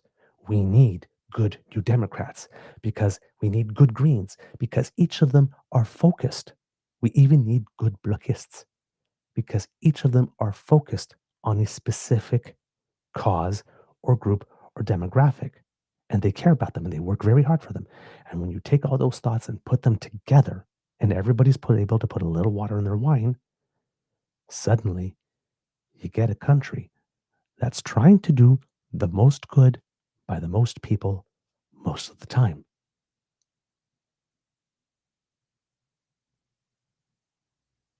But we all have to agree that we're in this together and that we're doing this together. That we take our duty as a citizen seriously. That we all take it upon ourselves to do the best that we can to make sure that we're actually sharing actual, verified, independent, credible information. That we actually take the time to be sure that we understand what a proper argument is and what is not. That we respect the people that we talk about and talk to enough to be able to hear what it is that they have to say, but also respect them enough that when somebody's saying, you know what, you may not be 100% accurate on that, to not first assume they're doing it because they're attacking you or they think less of you.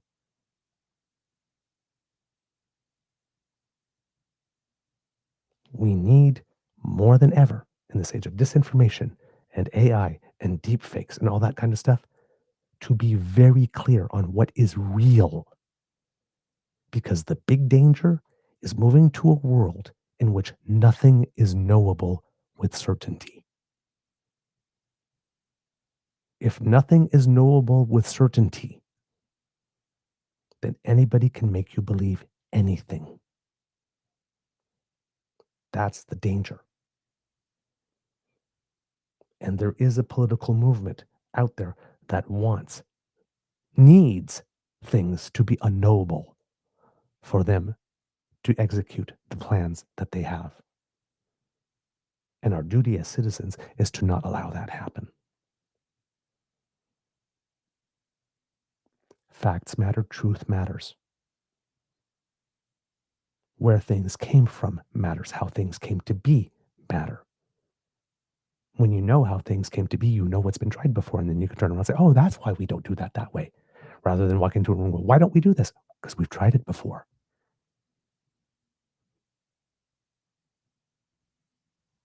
There are very few ideas out there that are new. There are very few things out there that are new. A lot of things that have been said and have been done before. Right?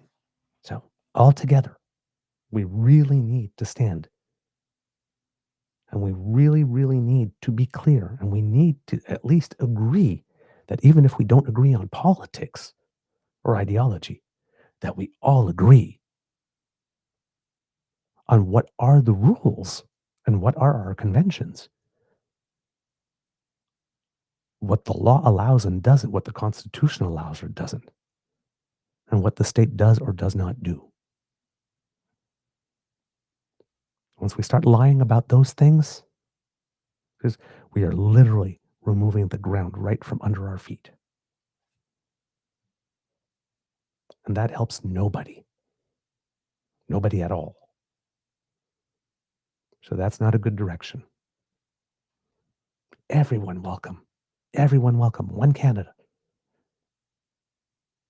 But that means everyone has to be able to keep their own ego in check long enough to be able to hear someone and actually say, you know what? You might have a point there, or, you know what? I don't agree with you and I don't see it the same way, but I can see how someone would see it your way. And therefore, maybe I need to be a little less gung-ho because there is a legitimate concern. We just have to be able to start relating to each other as people. We are not ones and zeros behind a monitor somewhere like this. We are real people with real emotions and real feelings and real concerns behind our names. And if we start talking to each other online as if we were in the room at a cafe, sitting across the table, sharing a coffee, or at a bar, sharing a beer, and just having friendly conversation. Oh, well, I see things this way. Oh, well, I see things this way. Oh, it's interesting that you see things that way. Tell me more about this. Oh, well, you mentioned that thing. That's kind of curious to me. Why do you see that way? And actually have a conversation. Just seek to understand, not to convince, not to convert, just understand. It's amazing what you pick up.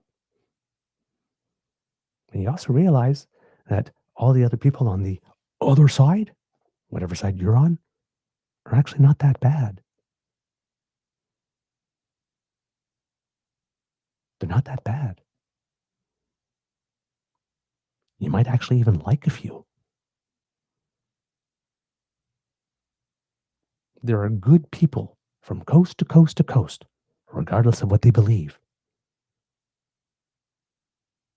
Maybe it's time for us to start focusing on the goodness on each other rather than assuming that everybody first is ill-motived. That's what I would like to see. All right. Let's keep going with a little bit of news there. Sorry, I've got a little I'm not actually, you know what? I'm not sorry. I'm not sorry. I'm going to be un-Canadian here. I'm not sorry for having gone there. This is because, like I said, damn it, I love my country. And I want it to be the best it can be. And if I had the choice, I would like for everyone to be able to come along that ride. When I say everyone, I mean no exceptions. Everyone. Not everyone with you because you believe this, or everyone with you because you're this type, or you were born this way, or born here, born there. Everyone.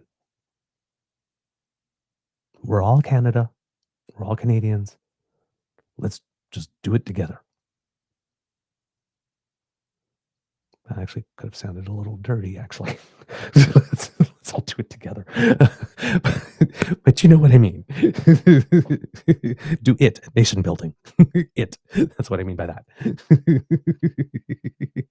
Now, kids and cubs. One of the things that I do want to mention, however, is if we're talking, right, there is something to the Western alienation thing, right? Perfect example. We're talking about tariffs and all that kind of stuff, right? We're looking at the United States, right? We have all this mobilization. Well, right now, there are, I think, 100% tariffs on canola and stuff like that, which is affecting mostly the West, imposed by China. And what has Canada done about that? Pretty much. We could look at the responses, right? Everything is being done with regard to the US, but not much has been done to respond to the tariffs from China, at least in terms of what the visibility that we've had. So yeah, there probably are some people out west going, like, what the fuck, man? It's like, really? 25% tariffs on autos and you guys lose your mind, but 100% tariffs on canola, and what we got? Crickets? What the hell? There is some legitimate stuff. But to go all the way that, oh my God, the entire country has been living off Alberta, sucking us dry. And blah, blah, blah. No. No. Has never been true. Not even remotely close to being true. But there are some legitimate issues. For absolute sure. And they need to be addressed. It's not total nonsense. It's not total nonsense. There are some legitimate issues. We had Kit Cassie talking about back in the day when it came to drying grain and carbon charges on that. It might have been, if we were doing some stuff, yeah, that's probably something that might have been a good idea to be exempted. But then on the other side, you could make the case, no, we do it for absolutely everything or it doesn't work. That also makes sense. At some point, there are two positions that make sense. And hopefully you come to a compromise and you talk. That's what this is supposed to be about. So it's not about saying that there's nothing to address. There is. But then you got to direct the action and the talk to the actual thing that needs to be addressed and not some side thing. Right? So if the West wants in, so say, and the West is in, but let's say they don't feel they're in. Let's say the West wants in. Right? Don't go promising them that you can unilaterally change the Senate, for example, because you can't. And then when you can't do it, then don't go around and telling everybody, well, it's the fault of those damn activist judges, because it's not.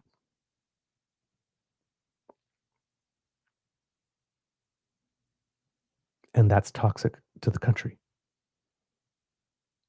When you want to build a pipeline and you can't do it because you did not do the job of getting pre and prior informed consent and doing meaningful consultation with Indigenous communities. Don't go around saying, oh, it's those damn Indians. It's not.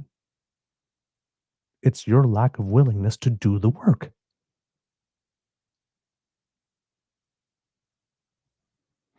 It's always convenient to blame a faceless, amorphous institution for the problems that are going on or for things that don't run right. That's the easy part. Inflation. Oh, that central bank. That's the easy part. But it does absolutely nothing to solve the problem because it directs a solution to a place from which the problem is not coming.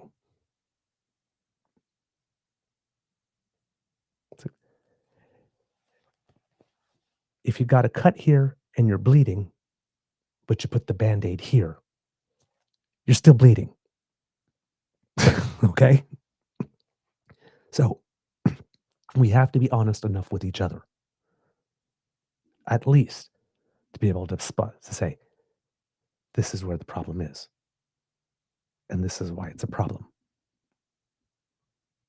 Because when you start lying about that, you're not interested in fixing the problem. You're interested in keeping the problem going so that you can keep fundraising off it. And can keep on making people believe something that is not true for a purpose, again, that is probably not in their best interest. All together, man. All together. All of us. It's our duty as citizens. And as citizens, it's our duty to first hold to account the parties and politicians for whom we personally vote.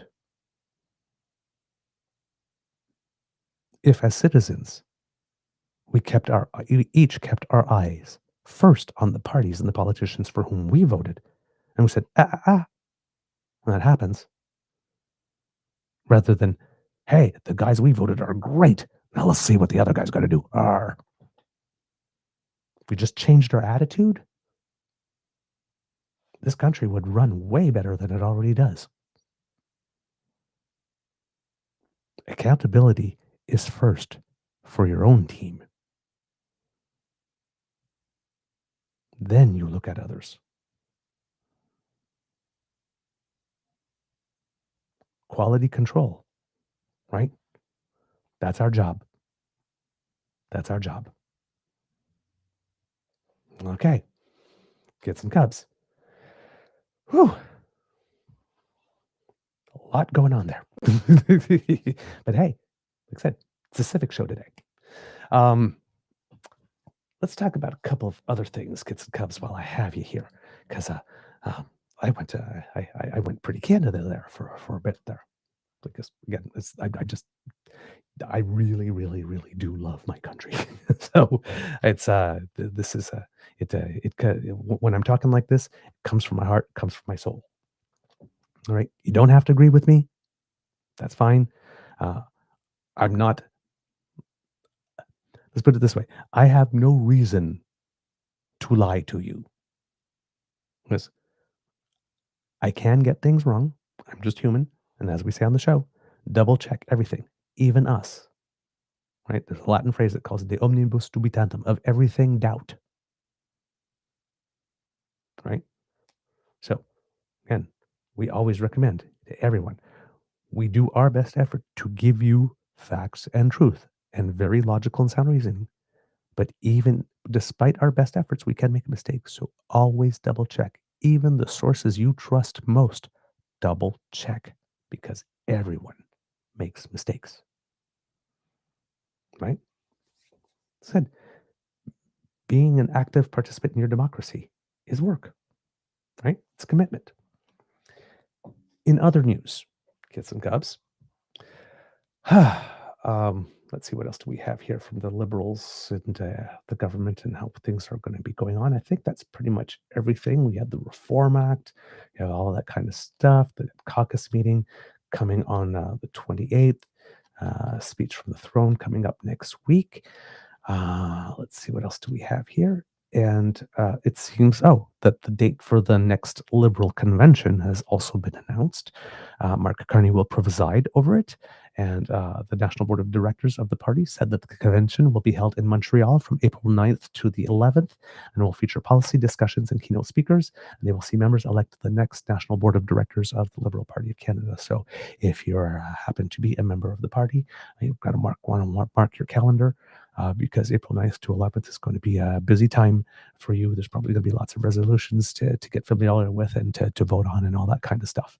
And of course, these types of conventions are things that every party does at some point in the calendar year for themselves. I don't have the schedules for the other ones. I know there's probably going to be one for the Conservatives also in the spring, because I believe in that one that they need to, by their own constitution, hold a vote on Pierre Poilievre's leadership. Because according to the Conservative Party of Canada's constitution, when the party loses the election, the leader of the party automatically needs to face a leadership review vote.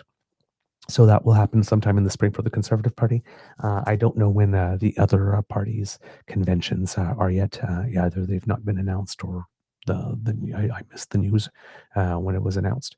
But the ones that I do know for the two main parties are going to be at some point in the spring. In other news, the President of the United States has said that Canada has asked to join the missile defense program his administration is building. He's calling it the Golden Dome because, of course, it has to be golden, right? He seems to be a little obsessed with that. But he, while in the Oval Office on Tuesday, he unveiled initial plans for a 3-year, $175 billion U.S. project and called the Golden Dome. And he said, quote, Canada has called us and said they want to be part of it. Quote, they want to hook in and they want to be a part of it. Quote, Canada will pay his, quote, fair share. He added, quote, we'll work with them on pricing. At the time, the President of the United States said that there had been no immediate comment from Ottawa. However, according to his itinerary, Prime Minister Carney will hold a post-retreat press conference in the parliamentary precinct this evening around 6 p.m., where he should be ready to field questions on everything from the potential walkout of Canada Post to Trump's assertion that Canada wants to be part of the multi-million-dollar defense system that he's pledged to set up within the next 3 years. Quote, a spokesperson for Carney confirmed the two governments are in talks after Trump told reporters at the White House Tuesday that Canada wanted, quote, protection under what he billed as an advanced system designed to shoot down missiles aimed at North America. So there was no immediate comment, and then some stuff came a little later on saying that, yes, we are talking about it. Quote, this is Audrey Champoux, I'm guessing is a spokesperson for Prime Minister Carney. Quote, the Prime Minister and his ministers are having wide-ranging and constructive discussions with their American counterparts, the statement noted. These discussions naturally include strengthening the Northern American Aerospace Defense Command, that's NORAD, and related initiatives such as the Golden Dome. There is no word as to whether or not this would be done within NORAD or this would be something that is outside of it. Now, this is not new to Canada, these types of talks, because we've had that before. I think at some point around the early 2000s, if I'm not mistaken. Yes, there we go. It was early 2000s when Prime Minister Paul Martin's government refused to join the missile program because it had been proposed there. Canada has been participating and has participated for a long time in tracking North American skies through NORAD and feeds that data into the U.S. missile defense program, but we never actually officially joined the program itself. So that refusal to join in the early 2000s meant that Canada could monitor the skies but not participate in any decision about when to launch a hypothetical strike against an incoming object. The issue has been on the back burner for quite a while. And but as we're talking about global warming and the Northern Passageway and discussions about what we're going to do doing in the Arctic. Well, that kind of changes some nations' interests when it comes to that type of protection. According to the CBC, the first public indication that these combined factors were fueling a policy shift in Canada came in public comments made earlier this year in Washington. One U.S. senator said in February that he'd heard interest in the missile program from a Canadian colleague, then Defense Minister Bill Blair. Blair publicly acknowledged the interest, saying that given the upgrades being planned by both the US and Canada, the partnership makes sense. One of the upgrades considered by Canada is that we have a set of sensors up in the Arctic region, and they're well, they're aging, right, and their useful life expectancy, for all intents and purposes, is reaching its end. So we're going to need to replace them, and that's something that Canada has agreed to do. This, so yeah, we're seeing what could be happening there. This is very new. Of course, there are some considerations here because this is not a normal type discussion with our partners in the United States, because whenever we were talking about that in the early 2000s, well, the United States wasn't musing aloud about annexation. So we have the, how would you put it, the competing, I guess, interests or matters of wanting to increase defense and continental defense, while at the same time, which would make us more intertwined with the United States on defense, at the same time as the current administration of the United States is threatening our national sovereignty. And one of the things that we've been saying on the show when we're talking about Doug Ford and his Fortress AMCAN idea is that the solution to standing up to someone who's threatening annexation isn't to snuggle up closer into their arms like this, where they can hold your neck and go, right? It's like, let's have a closer cooperation between the United States. Like, that's what we know. They're threatening to annex us. That's probably not the best solution. Yes. So participating in this is a little bit more integration at a time where a lot of us are very, very, very, very skittish about further integration with the United States, given the rhetoric. So this is not going to be a very politically easy discussion, even though in normal times, like this should seem rather obvious. Given the changes of global warming and the increasing threat from Russia and the opportunity for a threat coming over the northern sea, and given that China is also involved in those circumpolar Arctic talks, and China is also not a nation that is friendly to us at the current moment, that maybe, yes, as times and situations are changed, our view on participating in a continental missile defense program should change. And if we had a United States like we've known the United States to be my entire lifetime until recently, this would be pretty much a layup and a no-brainer. But it's 2025, baby. So, yeah, not as obvious anymore. Pardon me, I need to clear my throat. So, yeah. Yeah, Kitlin, I'm here. The whole Golden Dome thing reminds me of Reagan and his Star Wars. They need a lot better technology, and I don't know what they have. Yeah. Indeed. So, anyway, this is a discussion that's going to come up there. And it's not going to be as easy a discussion. So there. Just saw something in the chat here. Just going to take a little side thing here. with regard to equalization. Just saw a comment in there which is misinformed. Um, equalization payments are not paid by the provinces. Never have been, never will. It's a pot of money that the federal government takes once it collects all the taxes from the provinces and territories and sets aside.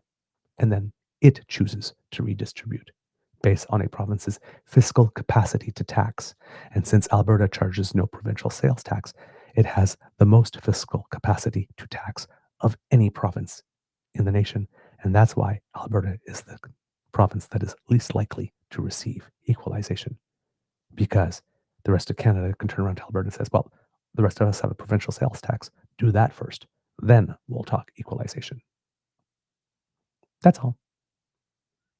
No Albertan has paid into equalization ever. No province cuts a check to another province to equalize. It is a strict federal government program. It's the federal government deciding, you know what? This money that we received from taxes, we don't need to spend it.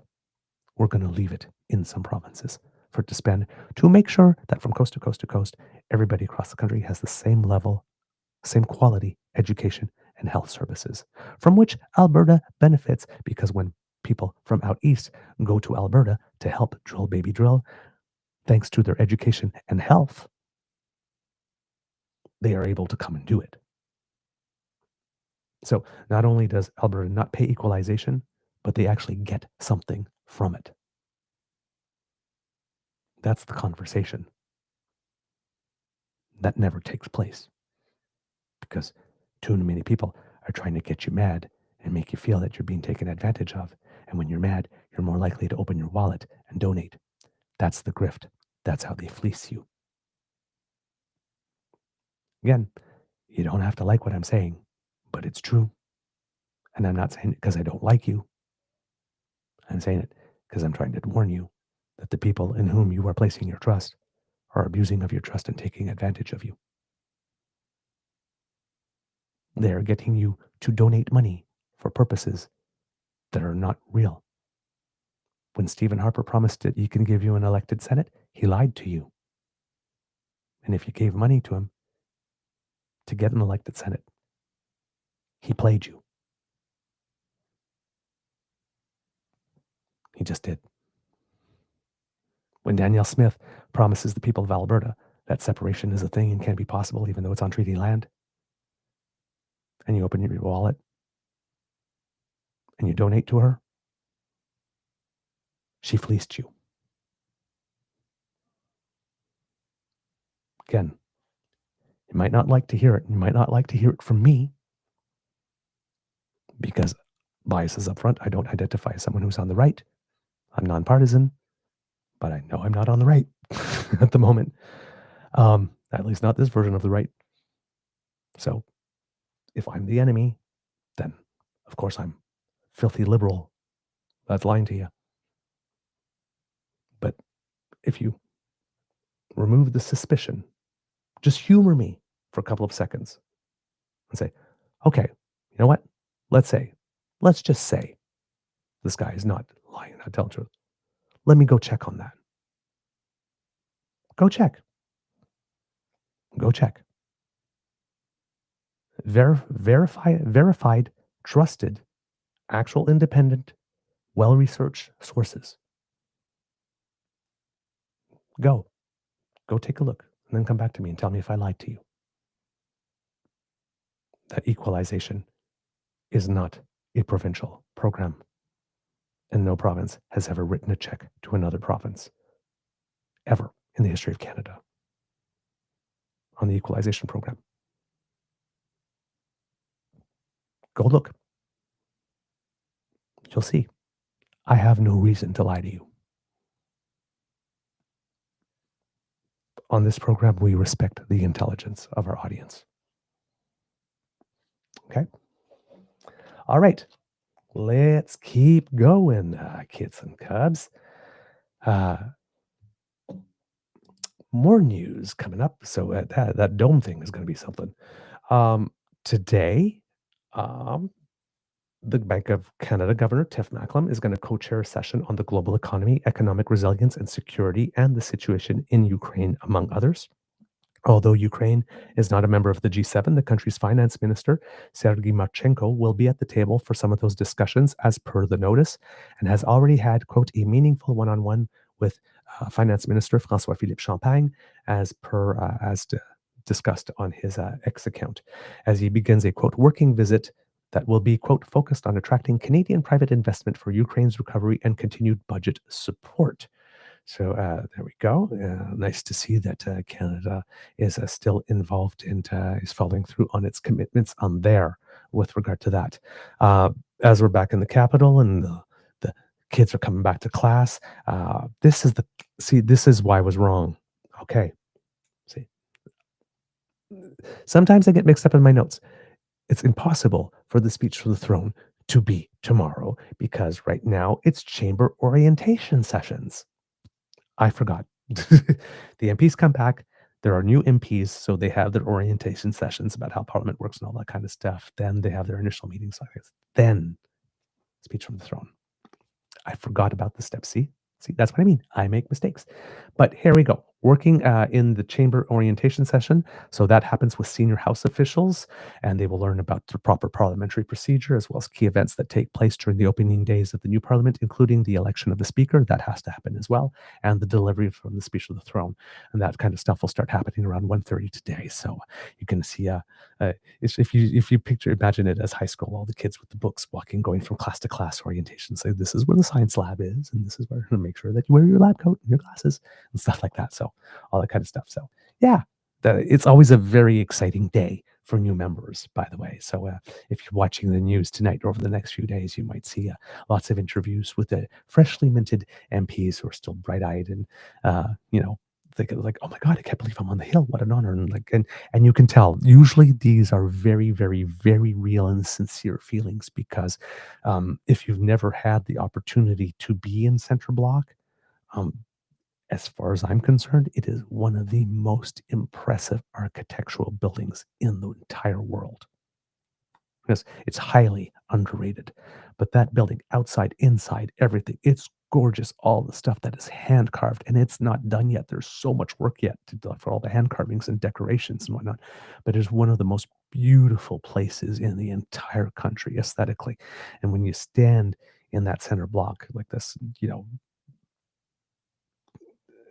and there's another place there where you can stand where you're sort of like in the middle. You see the hallways going left, right, north, and all that kind of stuff. When you're standing there, you feel all of that. You feel the importance. You feel the spirit of everybody who's walked through those halls. You feel the whole life of Canada in there. Like it's a very powerful feeling. And if you are an MP and you're freshly minted MP and you go there and you're standing there for the first time in your official capacity as chosen by fellow Canadians to go there to the House of Commons, the House of the people, and speak for us, it could actually be quite an overwhelming moment. It hits you. The seriousness and the weight of the task and the duty hits you. It's impossible that it doesn't. So it's when you listen to those interviews, that's a good moment also to take our cynicism and put it aside, at least for a day. Because those are usually real, genuine human emotions. And sometimes in the machinery of Parliament, because, well, we're doing the partisan thing, putting the partisan mask on, those real, genuine emotions become a little rarer after that. So when you see them today, enjoy them like this, because 99.6% of the time, they're very, very sincere. Like I said, it's emotional. It's a great moment to be proud to be Canadian when that happens. And also for us too, because once again, we've had another democratic exercise with a completely peaceful transfer of power. And these days, that's not a given. Right? Just look south of us. So this is It's a day where we can appropriately and rightfully be proud of what we have all just done as a country. The example we showed to the world by having our democratic exercise in the way that we did. Right? For many countries in the world, what we have just done is not a given and stands as a beacon. People aspire to what we have. We are not in tyranny. When people all around the world wish they could be us, we are not in tyranny. Okay. All right. Let's see. What else do we have here? This is interesting. Senior executives and representatives from leading Canadian global development, humanitarian, and advocacy agencies, including Results Canada, Right to Play International, Refugee Education Council, and Children Believe, will hit the West Block Press Theatre to launch a new campaign that calls on, quote, newly elected government to seize the historic opportunity provided by the upcoming G7 Leaders Summit to, quote, position Canada as a global leader with a new education, peace, and global security initiative that would, quote, ensure 12 million more vulnerable children worldwide are safe in school and learning, according to the advisory that will take place at 10 a.m. I personally believe, I might be biased here, but to me, I believe that's a very important initiative. I'm a big booster of international development and international aid. I know that's not a popular thing among many people, but as Canada, as a nation, we did pledge to the world that we would spend 0.7% of our GDP on foreign aid, and we have never actually met that commitment. And I believe that we really should, because we need to remember that foreign aid is part of our diplomacy portfolio.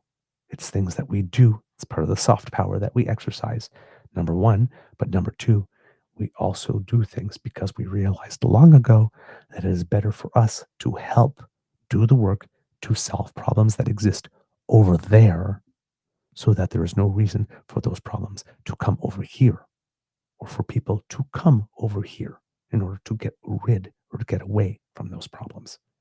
It is always easier to be able to resolve the problem over there. And that's why we do it.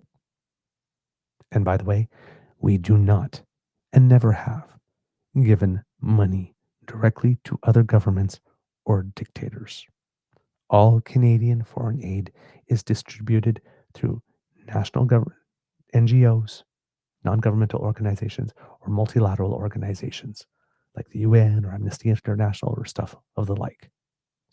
No money goes directly to a government or a dictatorship. We just don't do things that way.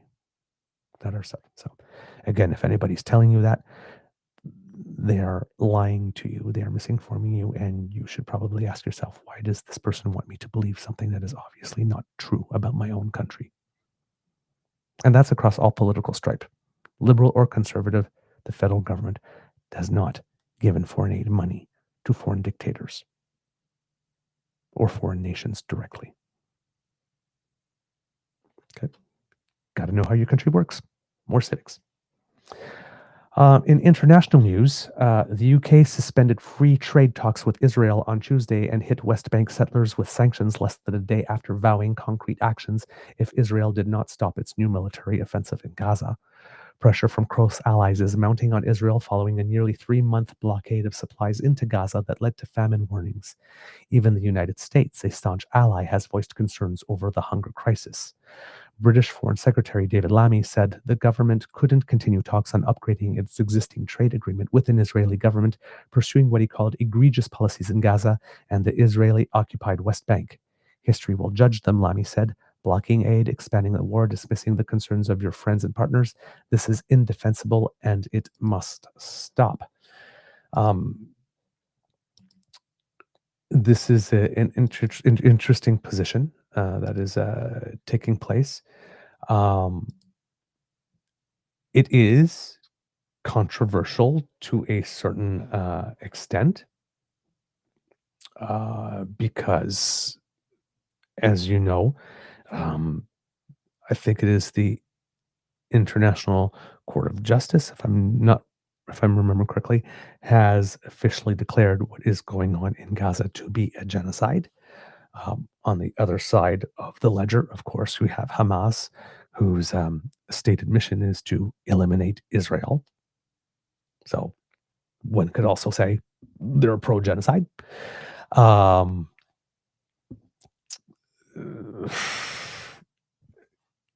In Canada, we happen to have a lot of people living here of Muslim faith. We have a lot of people of Jewish faith who are living here, and we need to coexist.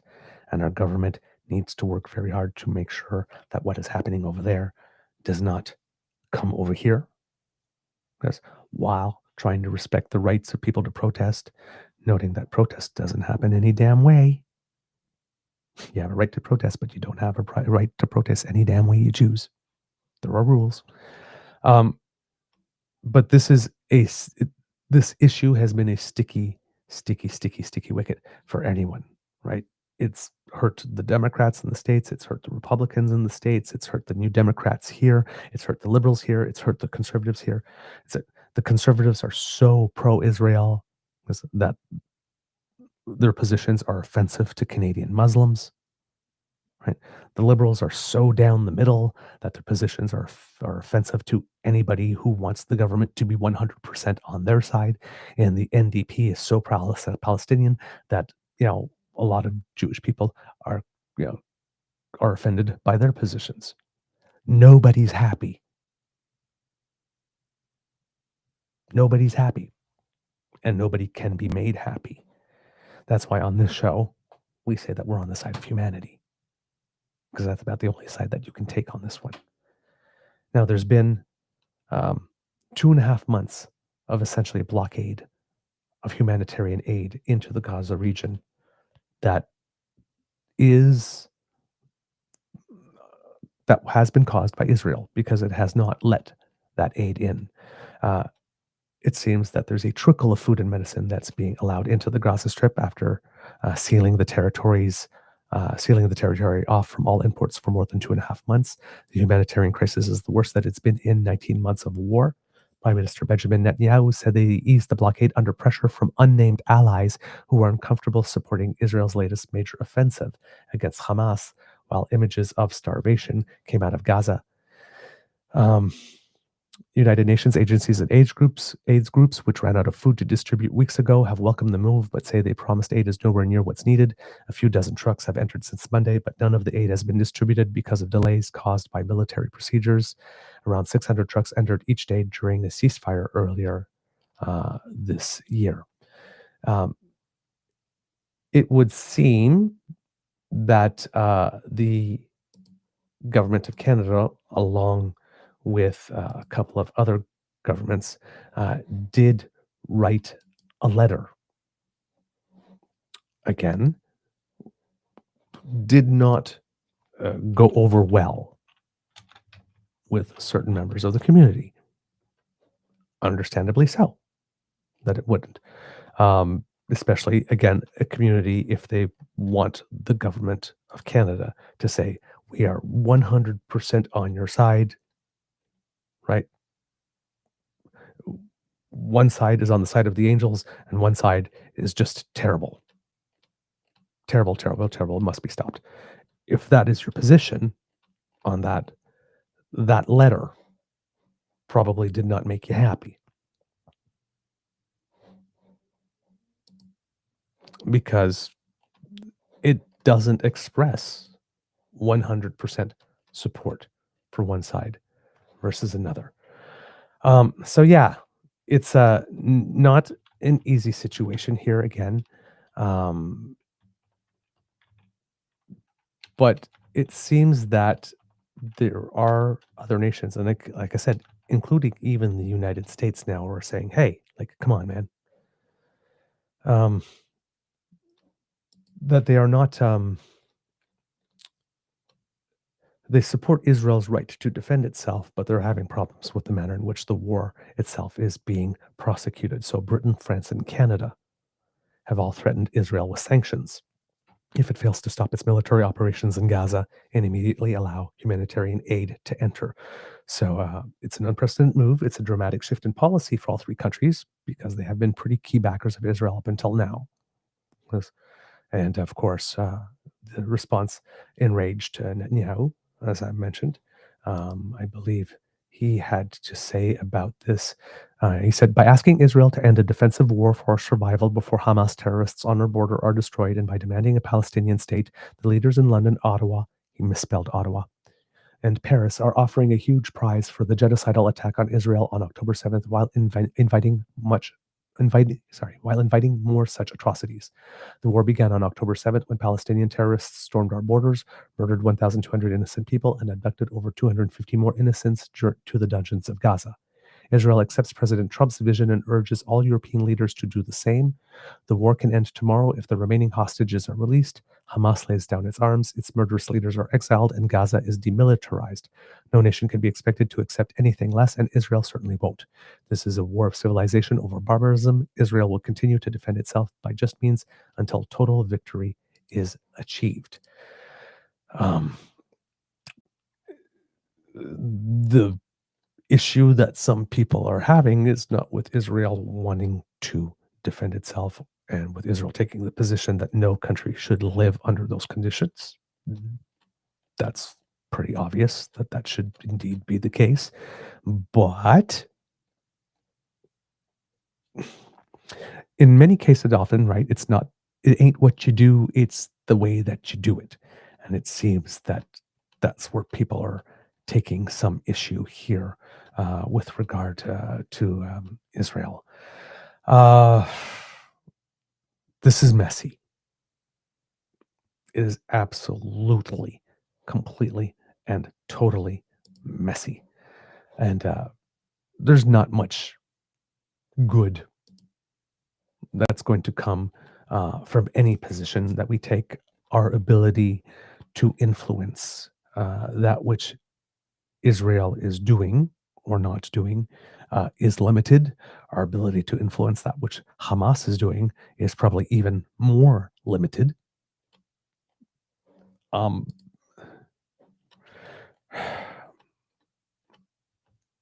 This is a situation where nobody wins. Whatever decision you take, there's going to be a legitimate reason for someone to be offended or not like it. You can't, not everyone can be satisfied. And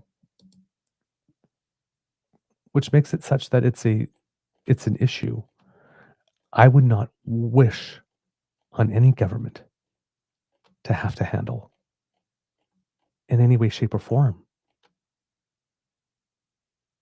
It's a guaranteed loser, no matter what you do. If you take the side of humanity, you're wishy-washy. If you take the side of Israel, because why do you hate Muslims? If you take the side of the Palestinian people, because nobody's taken the side of Hamas, no matter what people try to make us believe, there's nobody in Canada who is in a serious position of authority, who is taking the side of Hamas, or is giving victories to Hamas. Nobody likes Hamas. All right? That's about the only thing that the overwhelming majority of us can agree on here.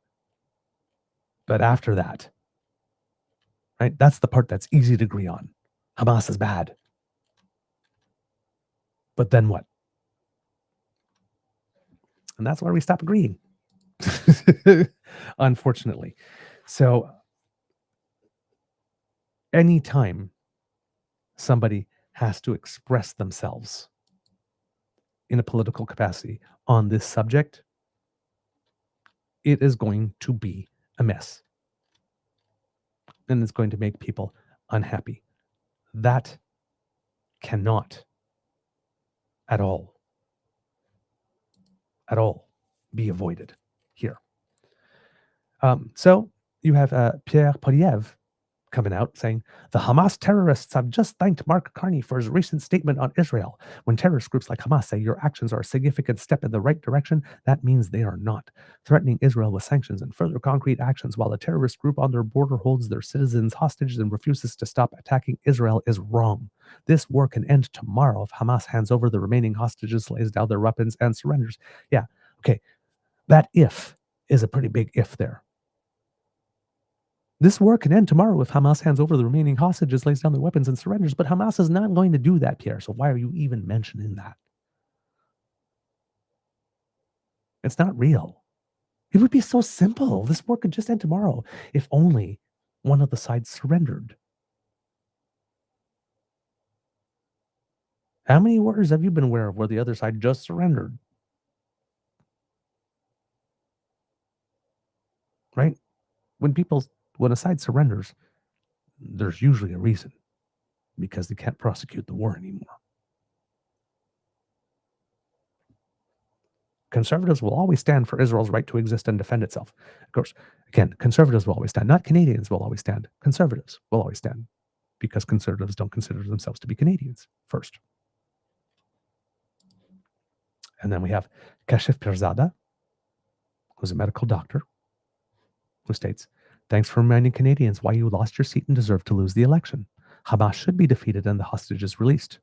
But 2 million people don't deserve to be starved to death. All of our allies agree. Where is your humanity? And there you go, right? Because to ask that question is to answer it. Now, Prime Minister Carney. My joint statement with Keir Starmer and Emmanuel Macron on the situation in Gaza and the West Bank. Quote, we strongly oppose the expansion of Israelis' military operations in Gaza. The level of human suffering in Gaza is intolerable. Yesterday's announcement that Israel will allow a basic quantity of food into Gaza is wholly inadequate. We call on the Israeli government to stop its military operations in Gaza and immediately allow humanitarian aid to enter Gaza. This must include engaging with the UN to ensure a return to delivery of aid in line with humanitarian principles. We call on Hamas to release immediately the remaining hostages they have so cruelly held since September 7th, October 2023. The Israel government's denial of essential humanitarian assistance to the civilian population is unacceptable and risks breaching international humanitarian law. We condemn the abhorrent language used recently by members of the Israeli government, threatening that, in their despair at the destruction of Gaza, civilians will start to relocate. Permanent forced displacement is a breach of international humanitarian law. Israel suffered a heinous attack on October 7th. We have always supported Israel's right to defend Israelis against terrorism, but this escalation is wholly disproportionate. We will not stand by while the Netanyahu government pursues these egregious actions. If Israel does not cease the renewed military offensive and lift its restrictions on humanitarian aid, we will take further concrete actions in response. We oppose any attempt to expand settlements in the West Bank. Israel must halt settlements which are illegal and undermine the viability of a Palestinian state and the security of both Israelis and Palestinians. We will not hesitate to take further action, including targeted sanctions. We strongly support the efforts led by the United States, Qatar, and Egypt to secure an immediate ceasefire in Gaza. It is a ceasefire, the release of all remaining hostages, and a long-term political solution that offer the best hope of ending the agony of the hostages and their families, alleviating the suffering of civilians in Gaza, ending Hamas's control of Gaza, and achieving a pathway to a two-state solution, consistent with the goals of the 18 June conference in New York, co-chaired by Saudi Arabia and France. These negotiations need to succeed, and we must all work towards the implementation of a two-state solution, which is the only way to bring long-lasting peace and security that both Israelis and Palestinians deserve and ensure long-term stability in the region. We will continue to work with the Palestinian Authority, regional partners, Israel, and the United States to finalize consensus on arrangements for Gaza's future, building on the Arab Plan. We affirm the important role of the high-level two-state solution conference and the UN in June in building international consensus around this aim, and we are committed to recognizing a Palestinian state as a contribution to achieving a two-state solution and are prepared to work with others to this end. Right? And the federal government has also made a position that even though they are willing to, they want to achieve a two-state solution, unlike France, which is considering recognizing the Palestinian state immediately before this war ends, Canada is not looking at that as an option at this moment. So this is a call to make sure that proper humanitarian aid in accordance with international humanitarian law is being taken care of. Of course, Hamas is going to write something saying that this is in the right direction. Of course, Hamas is going to stir the pot. It's what they do. Right? So, but to read this, hear this, and say, we've handed a victory to Hamas.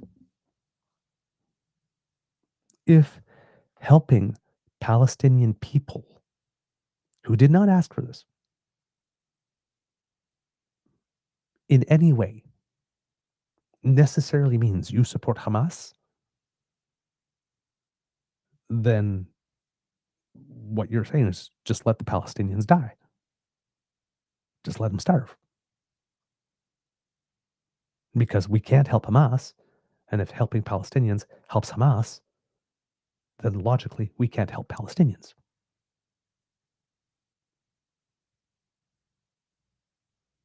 I don't think that just allowing 2 million people to starve to death is going to make the world a safer place. Because those 2 million people who we would allow to starve to death have friends in other nations.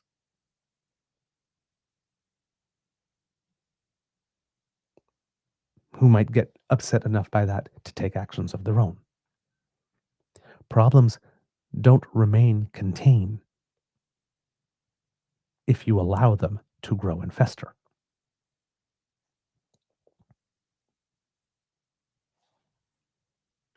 At some point, we got to be able to get to a conversation where we separate the citizens of Palestine and the citizens of Israel from the respective administrations under which they are living and their actions.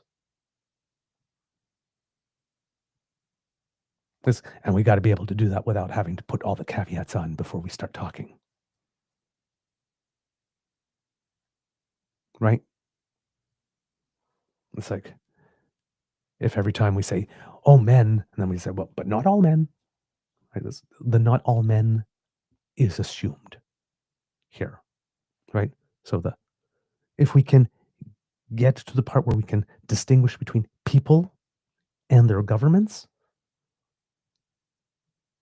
like we do when we're talking about the United States, right? It's like, oh, the people of the United States, we're not booing you, we're booing your anthem because we're booing your administration. We know that there's a difference between the people and the administration. That same logic applies here.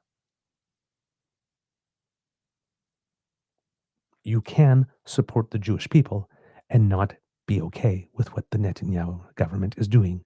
You can support the Palestinian people and not be okay with what Hamas is doing. This is possible.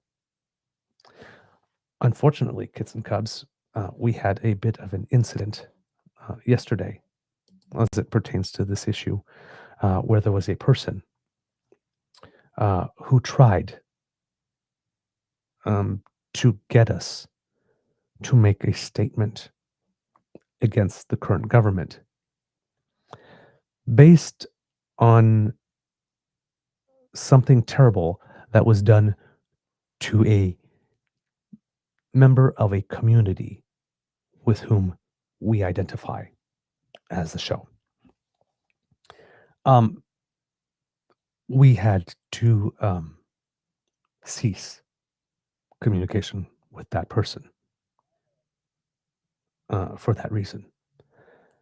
When things were going very bad after 9/11, something that conservatives loved to do is keep on showing members of the gay community in particular images of Muslims allegedly throwing gay people from roofs to their deaths in order to emotionally, in order to exploit those deaths, in order to manipulate us as a gay community to hate Muslims, to join them and hate Muslims here in Canada, to be all for that barbaric cultural practices snitch line and stuff like that. Problem is that a rainbow community, we know what oppression feels like. So a lot of us are not particularly willing to do it to other people. If you are on the pro-Israel side now, and you are appealing to our community by showing us terrible stuff that Muslims have done to us, and trying to get us to approve allowing 2 million people, Palestinians, to just starve to death because there is a faction of Islam that would kill us on the spot. That's not going to fly, just like it didn't do when it was coming from the right. Because, as you know, we couldn't help but note the irony later on, a few years later,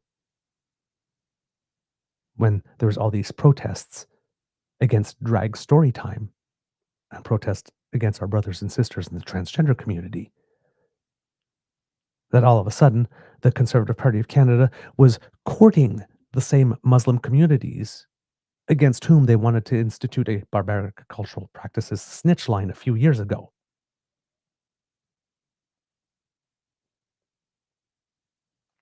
They tried to recruit those Muslims to hate us here. And some of them did stomp on the rainbow flag and burned it and all that kind of stuff and protested. They convinced some to do that.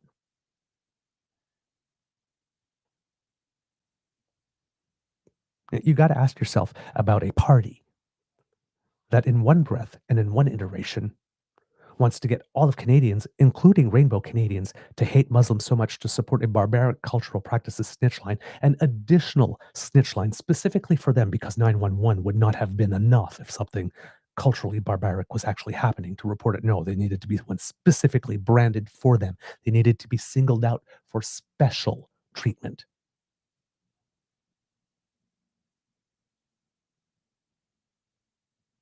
And then in the next breath, go to those same people and say, hey, we need you to keep those transgender people down. You gotta maybe start asking yourself what kind of party that is.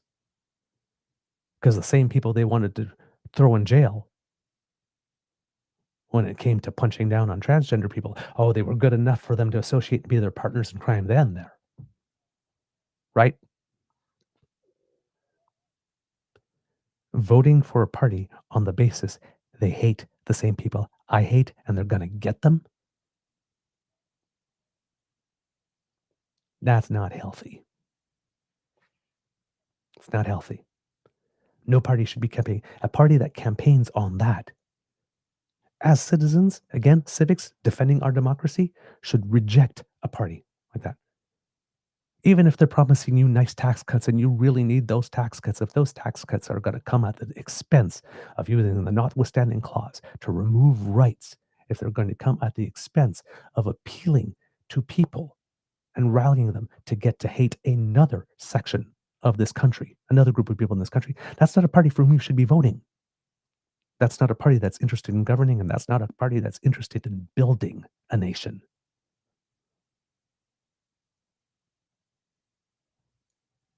When Pierre Poilievre sees a message about Canada, Britain, and the UK, and France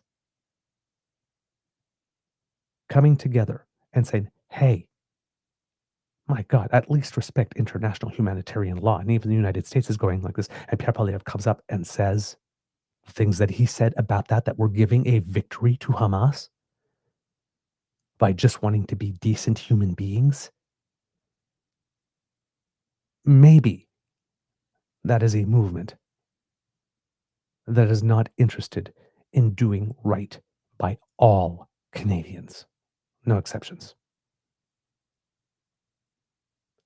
You have to think about what people are saying and what that means in real life once you translate it down. You got to game it out.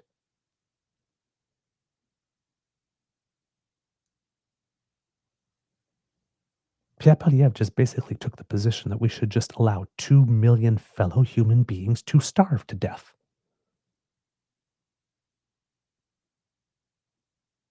I'm not okay with that. And I'm not saying, again, we share opinions, we exchange. I'm not trying to convert this. But I hope that the overwhelming number of people that watch this show also believe that it is wrong to just let 2 million people starve, especially because of something somebody else did. Nobody has been able to explain to me why Palestinian people should be made to starve to death because of what Hamas did to Israel.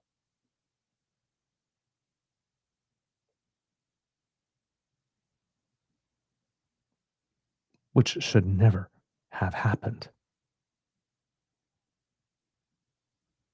And the Hamas should be rooted off the surface of this earth as an organization. But let's be honest. Even if Hamas was completely destroyed, would there not be a Hamas 2.0, another version of it under a different name that would just pop up the very next day? By indiscriminately killing people in the manner in which it has had. I guess, did we not just sow the seeds of the next 35 to 50 years of this? Rather than finding a solution. Time will tell. My personal belief is that we probably did more to make sure that this goes on for another 35, 50 years, but what we did in the last 3 or 4 than not. You got to play the long game on these things, man. You can't get a quick fix. You can't get a quick hit of catharsis. If we transpose that to Canada, US, I've seen some people complain online. I can't believe that we're not standing up to the US. I didn't vote for this. Looks like we're going to play nicey. It's like, did you really expect Prime Minister Carney to walk into the room, I guess, as Trump has his hand put out for a shake, and Prime Minister Carney raises his hand, smacks him across the face as a hello, as an opening bid? Yeah, there's a lot of us that would go, yeah. And then what would have happened? Oh, yeah. Oh, maybe there's a reason for which Prime Minister Carney did not go in and go, well, United States, you're going to lick my boots.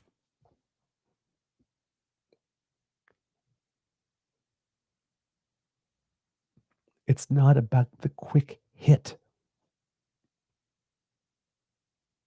These are long-term plays that have long-term consequences and solutions. The impacts of a wrong decision can be felt 20, 30, 40 years later. You have to be careful. You have to be deliberate. You have to be thoughtful. That's what we saw with our Prime Minister. We saw somebody who was thoughtful, deliberate, had a clear mission, and realized it, and did so first using diplomacy. Not showing up Bugs Bunny style with a brick clapped into a glove and go, you insulted my country.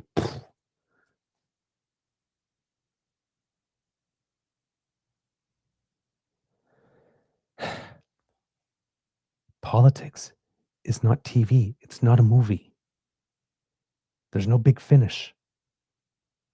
There's no big climactic scene.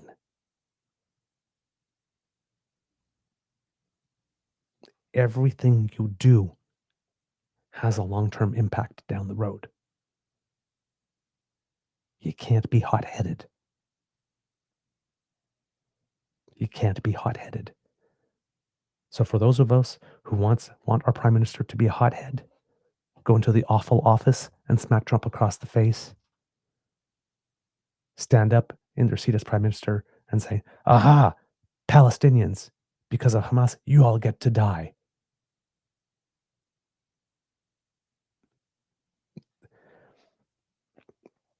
Iran, you won't agree with us on a nuclear? Let's bomb you to smithereens. These are not practical solutions. Doing that will cause other people to do something else.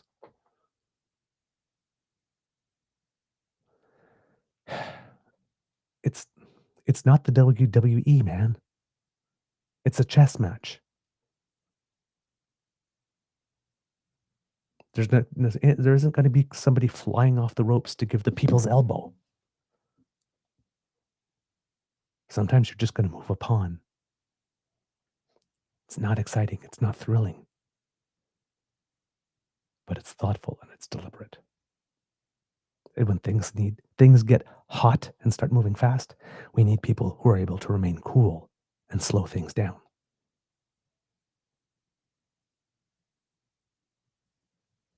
These hot take snap reactions that we're getting, not helpful at all.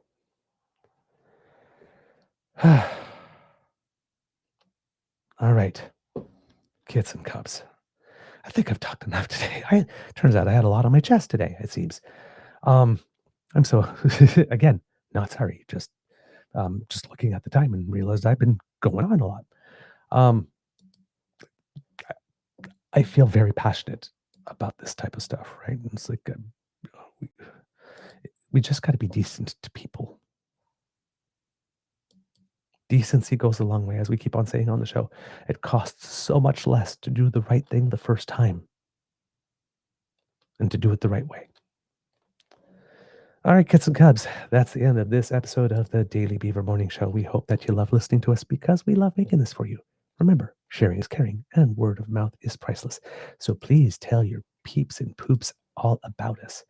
Now, if you would like to make sure that you do not miss a single episode of our show because you are a busy beaver in your own right and you are making things happen, doing some good stuff in your community, encouraging people to go vote when the time comes. Hey, maybe you even volunteer. That's all good.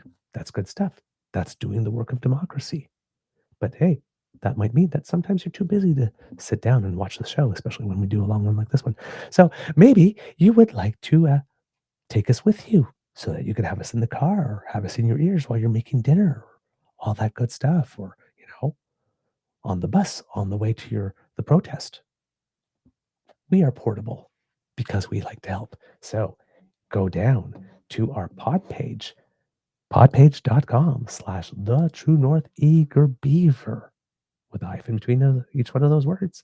And when you get there, you will find a button that's called subscribe. And if you're watching, you can scan that QR code that just appeared and that will bring you right there. And if you go to our pod page and subscribe, when we have something fresh off the bandwidth, our ears only version of the show will come directly to whatever podcast service you use. I think we're pretty much on all of them now. And you'll be able to take us on the go so that you can always be an informed and engaged citizen. See, we make it easy. Now, if you would like to help us in other ways, kids and cubs, hey, we got ways for you to help. Don't worry about that. You can grab on your e-surfboard and take a hang 10 all the way down to the True North Eager Beaver Media Incorporated YouTube page, as 18,000 of you already have so far. Thank you so much. And there you can click on our buttons. There's subscribe, but there's also like and share. When you click on them, it helps us with the algorithm, and it makes kids Elaine and Cassie very, very, very happy.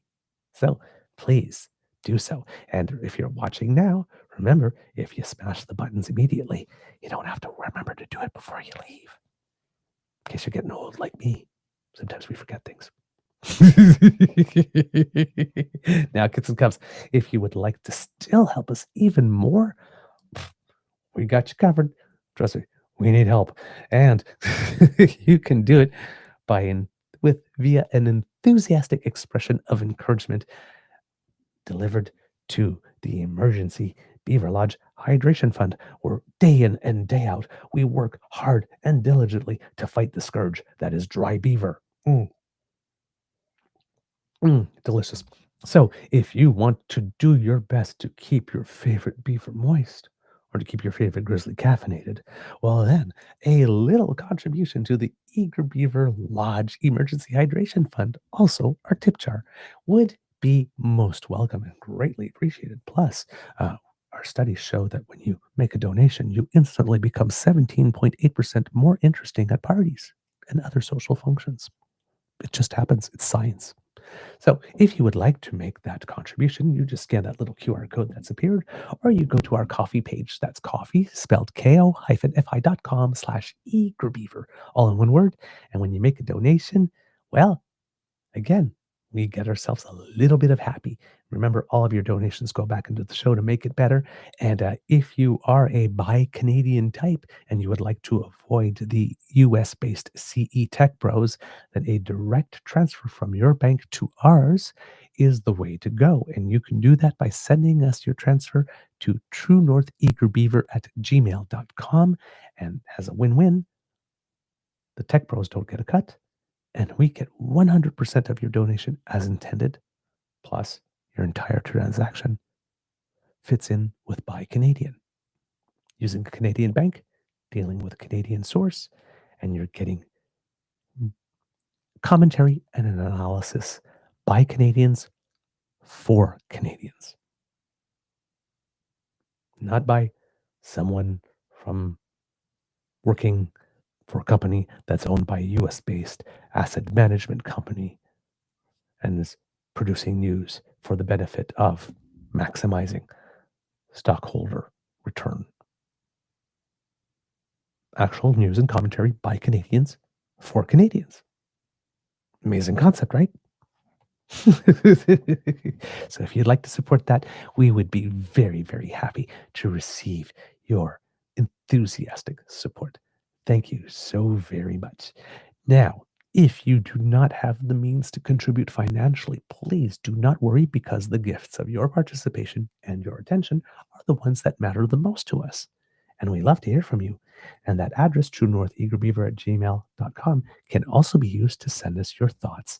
Tell us what you like about the show. Tell us what you think we could do better. Be gentle when you do that, because, we are sensitive creatures. If you have some guest suggestions that you would like, let us know who they are. We'll reach out. Maybe we can get them on the show. And remember, we want to do a Q&A show too. So if you have any questions about politics, or wondering about what's going on in the world, and you want to ask us how we feel about something, or something going on in Canada, or you have even some questions about, hey, what's it like here at the Beaver Lodge behind the scenes?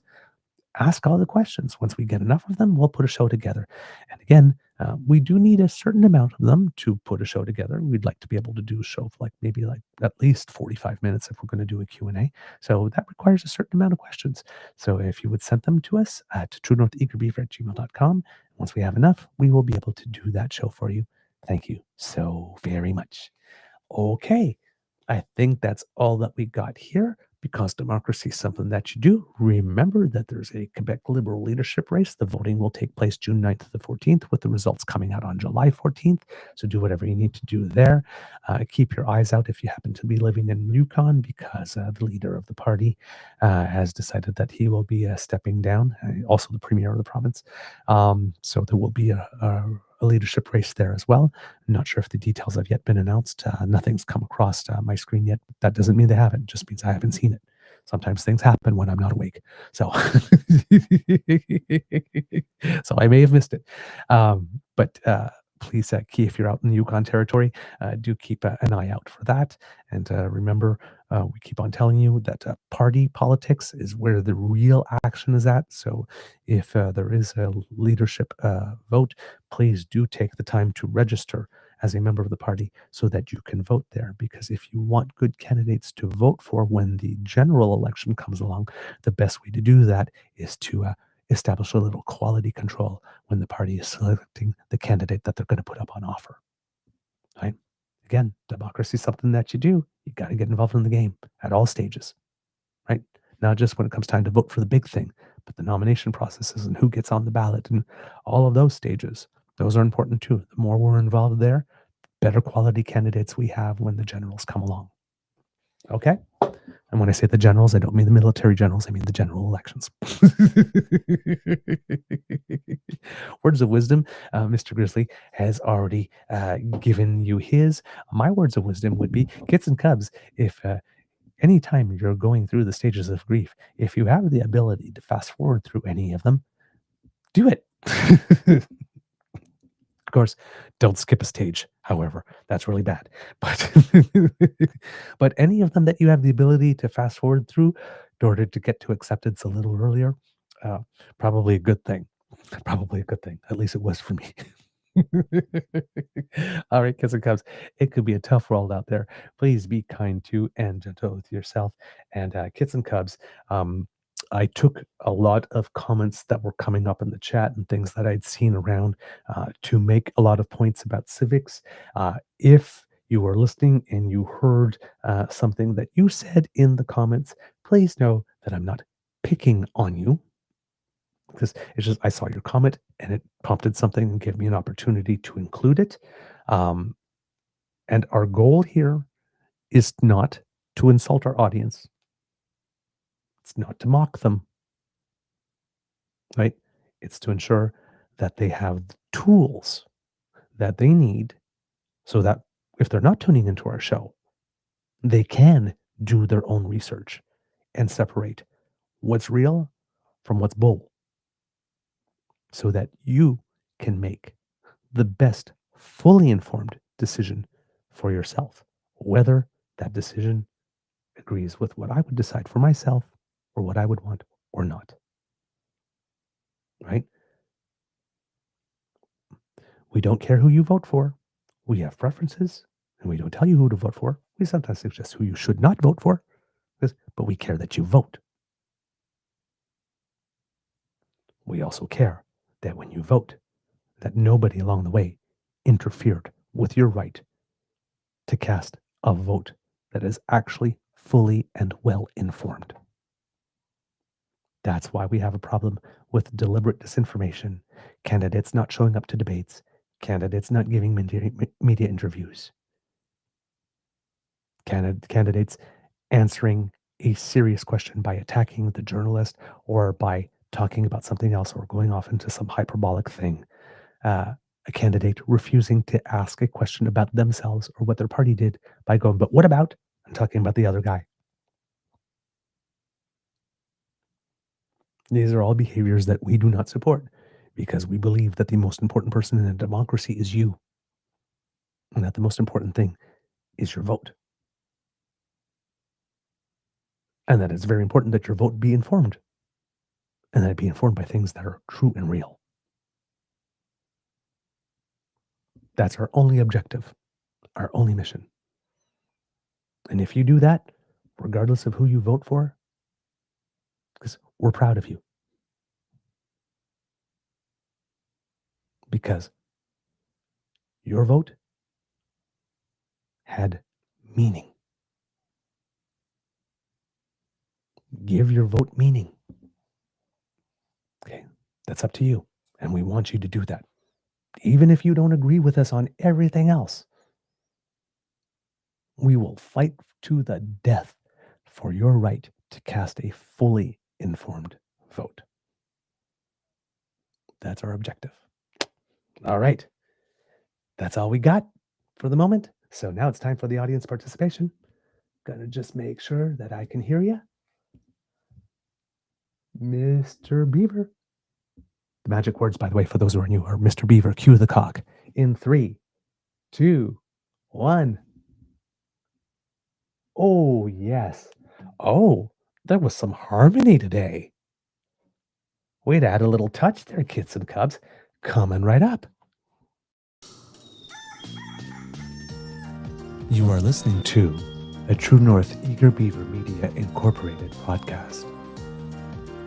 The True North Eager Beaver podcasts are proudly brought to you by our founding sponsors.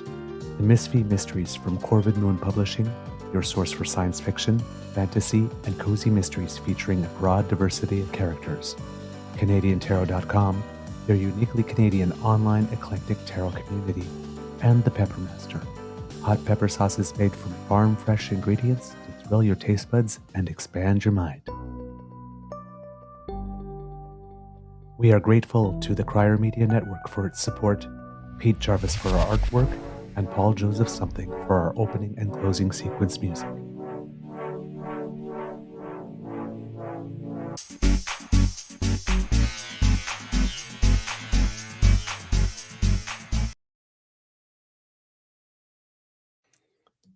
All right, Cubs, before we go, a little bit of Canadians who make us proud. This evening at 8 p.m. Eastern Time, if you are in front of your television, the Edmonton Oilers, now officially Canada's team, will be playing Game 1 against the Dallas Stars at home.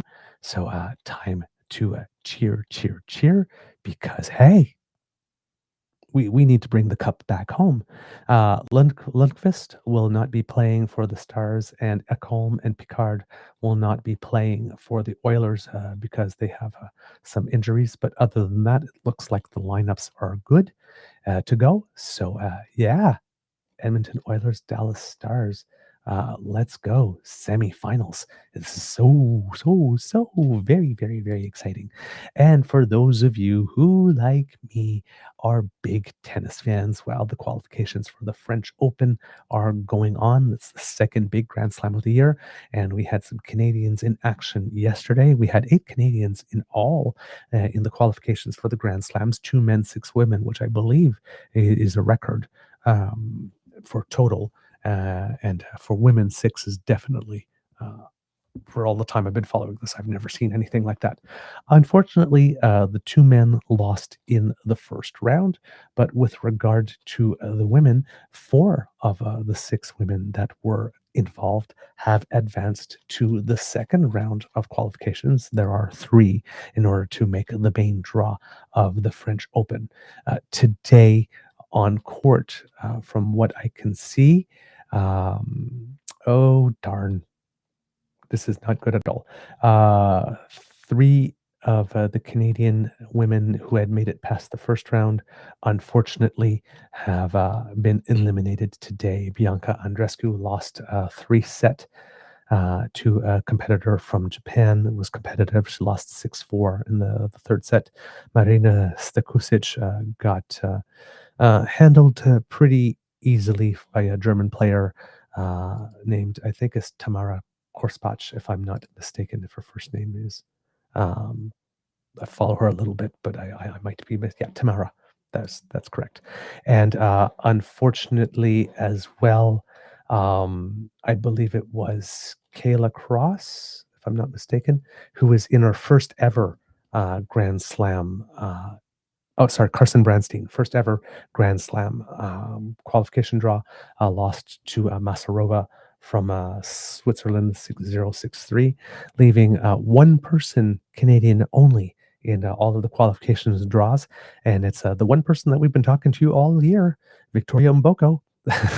This phenomenon who started the year at 333 in the world has now risen to herself up to 122 in the world in just the first 4 months, or say 5 months of the year, and has lost, I think, a total of only like 4 or 5 matches all year long so far. Will be taking on a player named Katinka von Deichmann from Liechtenstein, and Mboko is actually higher ranked than she is. So on paper, it's a match that Victoria Mboko should win to get herself to the third round. So we'll send out good vibes and hope that that is indeed the case.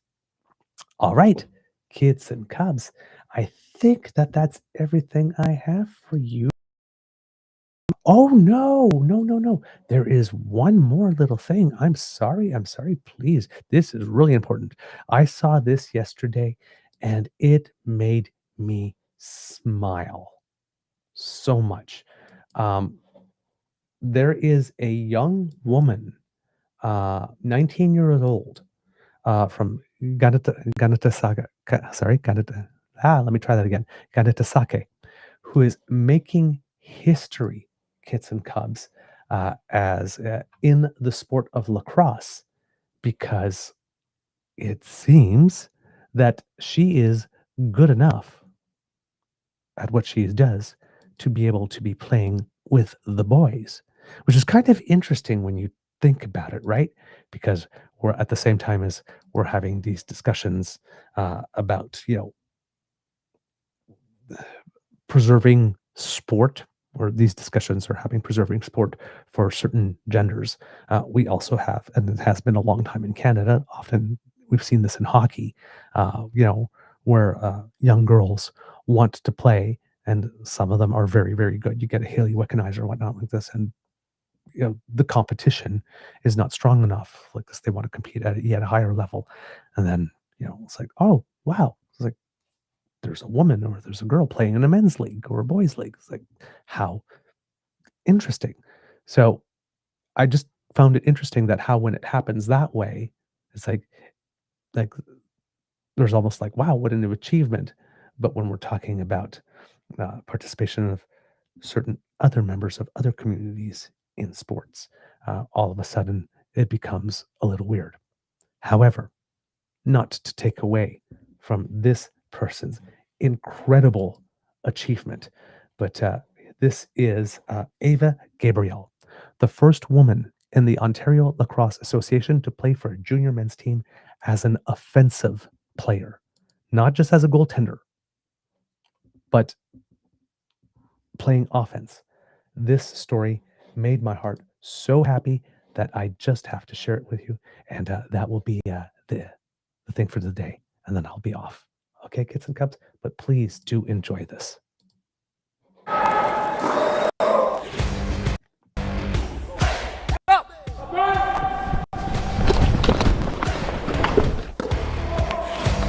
Some players never get to do the things she's already done. She's only 19 years old.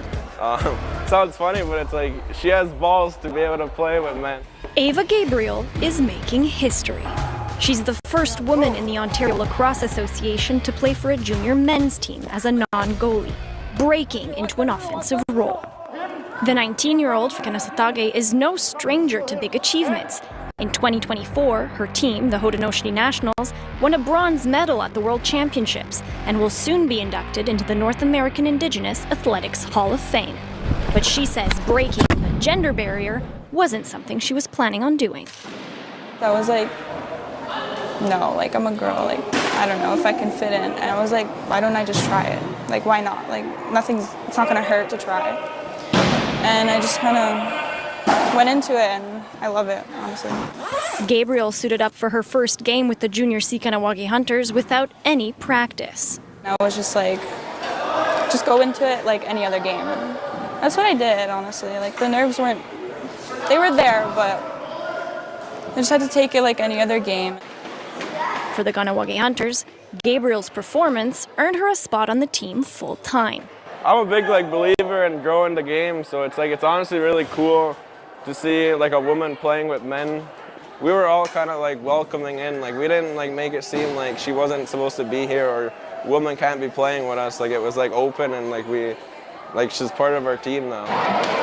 Lacrosse is a very physically demanding sport. There is contact on almost every single play. Playing with women and men is a lot different, I guess, because we're a lot bigger and stronger. So for her to have the confidence to come out and play with us, it's honestly really cool and inspiring. As a small-knit community, we have somebody, especially on the female side, excelling, pushing limits and boundaries, and there's another one she's breaking, actually playing offensive lacrosse in a boys league, young men's league, not even boys league, young men's league. For Gabriel, playing in a men's league comes with more than just physical challenges. Beyond the pressure to perform, she knows other young girls are looking up to her. I feel like I have to prove, that we are able to do it and girls are capable of doing this. But you just got to put all the eyes away and just focus on the game. A game that Gabriel has changed. I just hope I'm like inspiring younger girls. Hunters on three! 1, 2, 3, Hunter! That, kids and cubs, makes my heart smile. And by the way, kudos to that young man as well in that video. Speaking that way. That's a young man who was raised right.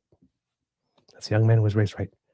Remember, when we're talking about gender equality, it's not just about the girls and the women. It's how we raise our young men as well. Thoughtful and deliberate to play the long game. All right, kids and cubs.